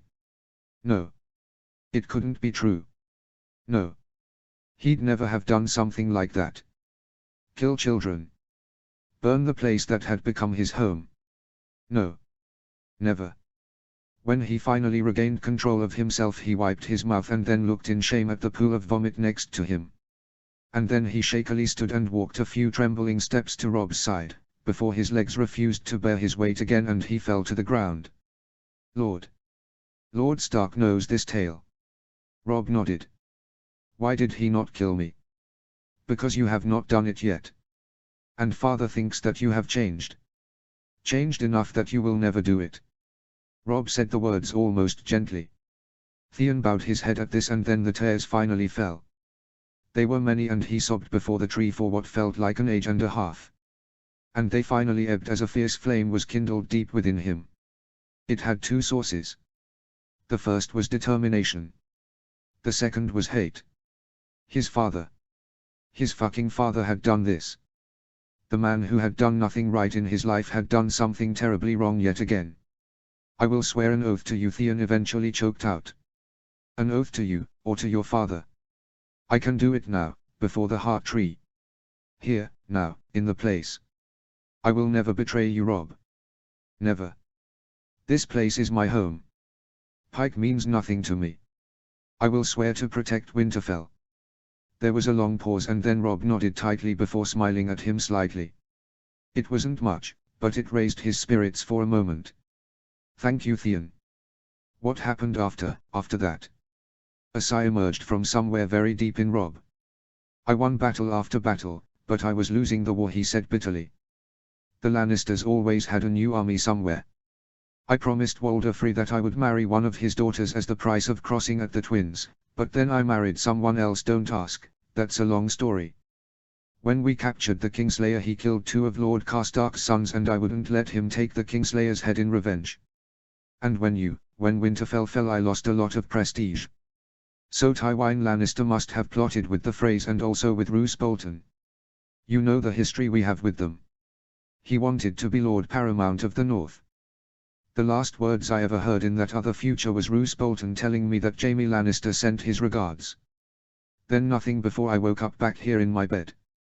When I realized what had happened, that the old gods had sent me back, well, I ran straight to the dining hall. I almost cried when I saw Father and Sansa and everyone. Memory tickled at him. I remember that morning. It was the day when you came in and looked as if you were ill. And that look you gave me, he shivered. So you died. I died. I wonder what happened to me then. He caught the uncomfortable look that Robb sent his way. Did I die too? In the north? Robb ran a hand over his chin. No, he said eventually. But I do know that you were captured by the Boltons. In a sense. I don't understand. In the future I remember Domeric was dead by now. I think that he was poisoned by his half-brother, Lord Bolton's bastard son Ramsay Snow. Who's dead now himself. I heard about what happened. Lord Stark was furious. Father wanted to take care of Ramsay Snow himself. In the future I saw. Ramsay Snow captured you after the burning of Winterfell. And, you know what the banner of House Bolton is? The flayed man, Theon whispered in horror. Ramsay Snow flayed me. On the day that I died, Roose Bolton gave me a gift. We were at the Twins to witness Uncle Edmure marrying a Frey to make up for my mistake, and before we entered, Lord Bolton gave me, well, he said that it was a piece of your skin. And said that you still lived. This time there was next to no warning, and Theon leant over in an attempt to spew his guts again on the grass. There was nothing left to throw up by now though, so he dry heaved for several minutes as the tears poured down his face. When he was finally as composed as he was ever going to be, he turned back. Sorry, he said weakly. Then something occurred to him. Wait, how could your father go south to be Hand of the King if he knew that the others were coming? He didn't, Robb said grimly. That has been a terrible change from my memories. Days after I came back he confronted me here, by the heart tree. We both placed a hand on the trunk and had a vision. Father saw things about my life. And received a warning, from the old gods, about the others. If he hadn't had that warning then he would never have sent the ravens out asking for information about them, and Great John Umber would never have looked at the hearthstone and then brought it here to Winterfell. We would have had no warning. He nodded in response and then ran a shaking hand through his hair. This is a lot to take in, Robb. I know. He smiled slightly. But at least I was able to return from that dark future. Some warning is better than no warning at all. Theon nodded slightly and then looked at the heart tree. My father will be annoyed when he learns that I no longer follow the drowned god. But I don't give a damn what he thinks about anything. You don't. A bark of laughter forced its way out of him, surprising him a little in the process. Robb, my father is a fool. So no, I don't give a damn about him. He looked at Robb. I've studied the Greyjoy rebellion. Only a fool willingly starts a war with Robert Baratheon, especially when he had the other 6 kingdoms united behind him. And from what you said he was an even bigger fool in that dark future that won't happen. He had a chance to attack the Westerlands from what you said, with their armies in the Riverlands. My father, the man who would love to reave the Westerlands of every piece of gold it has, gave that up just to attack the North. For what? Some kind of revenge against a dead man. He snorted with anger. No, the man's a fool. A hateful fool, Robb sighed after a long moment. So here we are. Here we are. A silence fell. Things between us won't be the same, will they? Robb sighed and then squinted at a passing cloud far above them. No, he said eventually. I would like them to, but no, I have too many dark memories. Theon sighed himself and then nodded. Perhaps we can remake things, after time. After a long moment Robb smiled and then nodded. I would like that. I missed you. As far as I'm aware you were never away. He paused. This is very confusing. Robb nodded again. Then, I think we need some ale. Jon are in. He squinted at the sun as we walked over the cobblestones. Some hours to go until the evening meal. And hours to go until night. He hoped that Bronn had his wits about him. It was going to be a long night, he could feel it. And there was a gnawing worm of unease in his midriff. Too much was happening. Too many things were distracting him. He could feel that his usual duties were being allowed to slip a little and he scowled. My lord Hand said a voice to one side and he half turned to see Stannis Baratheon walking towards him. He looked, well, as much as he always did. He suppressed the term that Robert often used about Stannis, about the poker up his. Well, enough of that. You look annoyed, my lord Hand. He looked about carefully for an instant and was gratified to see that Stannis did the same thing. I am worried about this trial tomorrow. Baelish is, in the words of one of my men, a weasel. I do not trust the man. His word is useless. And such a man is therefore undependable. Stannis Baratheon nodded shortly.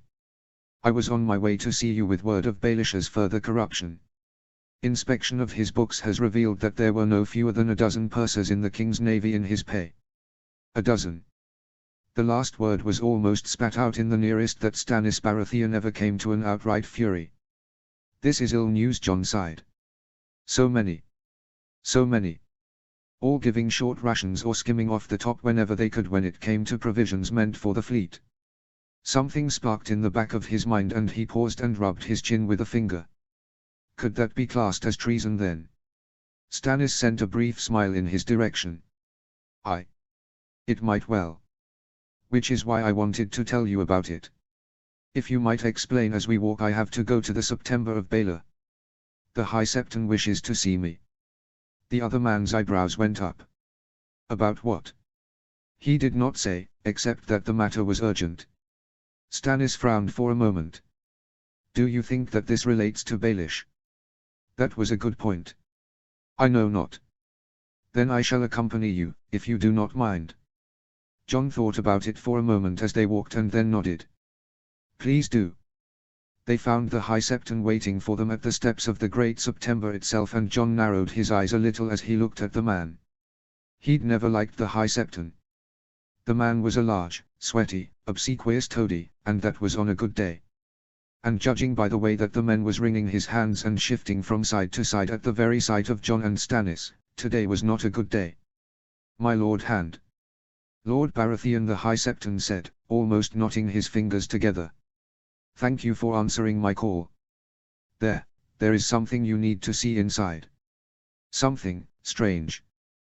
Despite himself, John found his eyebrows arcing upwards for a moment. Then he saw the Septons who were waiting at the doors, which were open a crack. The men looked nervous. So did the Septars that he could see. "Then lead on, High Septon." The High Septon nodded jerkily and then led them into the Great September. As they all entered, the doors boomed shut behind them. The sun was shining through the windows on the far side, and as they walked deeper into the September, John could see more and more nervous people watching him. Something was raising his hackles. He could sense fear. And then they got to the main chamber of the September, where John and Stannis both stopped dead in shock. The statues. The statues of the seven were different. Previously they had been facing inwards in a circle, with the exception of the stranger. Now they were all facing in the same direction. North. Were they facing north? And there was something else. The statues themselves looked as if some of them had changed. The warrior now held a bared blade in one hand and held the other out with a palm held outwards in a gesture of warning. The smith held his hammer in both hands. The father now held a feather. The crone's lantern was now a brand. The maiden and the mother both held their hands outstretched in warning. And the stranger was hooded and seemed to have icicles hanging off his outstretched hand. "What has happened here?" John stammered the words in shock. "Who has changed the statues of the seven? This is blasphemy, is it not?" The High Septon wrung his hands again. It is a mystery, my Lord Hand." A mystery. The air was filled by a snort from Stannis Baratheon, a man that John knew was not a particularly devout follower of the seven. "Mummery. Can't. Someone must have changed them." Then his eyes narrowed. "When did this happen?" More hand-wringing. "It was discovered this morning, my Lord Hand. At dawn." And then he flinched violently as both lords turned on him as one. "Dawn?" John barked, just ahead of Stannis. "This happened at dawn and you have only just called it to my attention. High Septon, you should have told me hours ago." The wretched man looked as if he was about to either pass out or piss himself. My Lord Hand, we had to investigate. I had to inspect this all most closely." His face was shining with sweat. "I did indeed also think that it was mummery at first, a trick of some sort. But on closer inspection." John glared at him for a moment and then, with Stannis by his side, he strode over to the statues. The originals must have been replaced with something. Without anyone knowing. "Who guards the Great September at night?" A grey-haired Septon stepped forwards. He appeared to be just as worldly as the High Septon but a lot more competent. "The doors are closed every night, my Lord Hand, and guards set. And there is always a Septon on hand to keep the candles lit." He was glaring at the High Septon, who was doing his best not to look at him. "And last night a Septon was doing penance in the Great September. He saw something." "This is not right," Stannis said to one side. "The base of this is different." Everyone looked over at him. Stannis Baratheon was inspecting the base of the nearest statue closely. "I thought that someone had painted this, or wrapped canvas around it. Anything to make it look different. But this is stone. The same stone as the ground under us. And it grips the feet of the statues." He looked genuinely stunned. "My lords," the grey-haired Septon said quietly. "The statues have not been replaced. I have inspected them most carefully. There are various marks on them that are the same. And then there is the tail of the Septon." "Where is this Septon?" John asked as he looked around the September and then back at the statues of the seven. The various Septons and Septars all stared at the High Septon, who twitched visibly at all the attention. "My lords," he said worriedly, "the man is, well, The man is unstable. There is a reason he was doing penance last night. He does have rather unorthodox beliefs, the grey-haired Septon admitted. About the issue of abstinence. Or rather abandoning it. But he was in the September. And he saw something. Where is he? The High Septon did his little side-to-side shuffle of nervous unease. It was the grey-haired Septon who nodded at a group of men to one side, who nodded back and then vanished off into a side passage. A few moments later they reappeared with a short man with messy dark hair and a look of resigned befuddlement. When he saw everyone staring at him, he straightened as much as he could and then shot a nervous look at the statues of the seven. "This is Septon Tofflin," the High Septon said with a sigh. "Septon, this is the hand of the king and Lord Baratheon. Tell him what you saw at dawn, at the end of your penance." Tofflin shot Jon a terrified look and then swallowed. I was coming to the end of my penance." He seemed to pause before the last word, as if he was about to say something else but then changed his mind. "And dawn was breaking. I was looking at the seven and then," his mouth worked for a moment as if in terror and then he seemed to catch himself. "They woke up." A silence fell. The Septons and Septars must have heard this before, because the silence was then broken by muttering and what sounded like quiet prayers. Jon tilted his head from one side to the other, whilst Stannis directed his most piercing stare at the Septon. "What?" Jon said eventually. Tofflin flailed a hand at the statues of the seven. "They came awake, my lord. They opened their eyes." Jon stared at the statues. Their eyes seemed to be open already and they were all stone. His confusion must have shown in his face, because Tofflin once again flailed his arms in the direction of the seven. "Their eyes blazed with light, my lord. And such a light. Like the sun at dawn. Something very cold and with many, many, legs seemed to slither up and down Jon's spine for a moment." "Did they look at you?" Tofflin screwed his eyes shut and then visibly shivered in terror. "Aye," he said in a very faint voice. "Aye, they did." And then the warrior seemed to shine and shimmer, like a dawnish mirage. And then he seems now. And then they all changed. Whilst I watched. And then, he stumbled to a halt. And then. "Speak up, man." Stannis barked. And then they spoke. As one. In a voice like the breaking of mountains. "They told me to watch the north. That death and worse than death walks against the wall." And then, his face worked again. "They said that word should pass to watch the east. That the high towers, the 5 forts, should watch the grey wastes. And then they all turned to face, where they are facing right now." Everyone turned to look at the statues again. The thing with the legs seemed to do its thing again on his spine. "My lord hand," the grey-haired Septon said in an urgent low voice. "We need to keep this quiet. Especially there are already interpretations of Tofflin's tale flying around." "Interpretations?" Jon asked and then he saw the flush on the face of the High Septon. Ah. This was the cause of the delay. The fools had been busy arguing over if this entire thing had happened and if it meant anything in particular. What interpretations? Various Septons and Septars seemed to glare at others in the hall, many of whom glared back. The High Septon achieved a new color in his complexion whilst the grey-haired Septon sighed and then winced. "There are those who seem to think that the seven were warning about the north, my lord hand. And those that worship the old gods."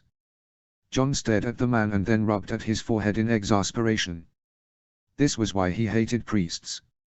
It always came down to one fool trying to reinterpret what someone else had said and in doing so trying to get more influence. And more influence meant more power. Especially with a High Septon as useless as the current one in office. "I was not aware that the worshippers of the old gods in the north were also north of the wall and that they were in fact death and worse than death," as Tofflin said. Stannis pointed this out in a deadpan voice. "I agree," Jon said vehemently. Then he paused. "No. That was mad. North of the wall, would the seven be warning us about the wildlings? Or, worse? What could be worse than wildlings?" Jon had a sudden nasty feeling that he knew why Ned was asking so many questions about the others. But that wasn't possible. They were gone. Weren't they? This time he ran a weary hand over his eyes. I think that I must send a raven to Winterfell, he said tiredly. This is something that I must discuss with Lord Stark. Stannis nodded once and then directed a troubled gaze at the statues again. And the Great September. High Septon, I think that the Great September must be closed for what remains of today. We need to discuss how to handle this. If fools are already discussing interpretations that lead to slurs against the believers in the old gods of the North, then prompt action must be taken against them. Especially if those who spout such stupidity are secret supporters of the faith militant, whose return would be a disaster. The High Septon nodded jerkily, followed by the grey-haired fellow. He needed to know who he was. The man seemed far better than the idiot in charge here. And all of this took him away from preparing for Baelish's trial. Well, at least Stan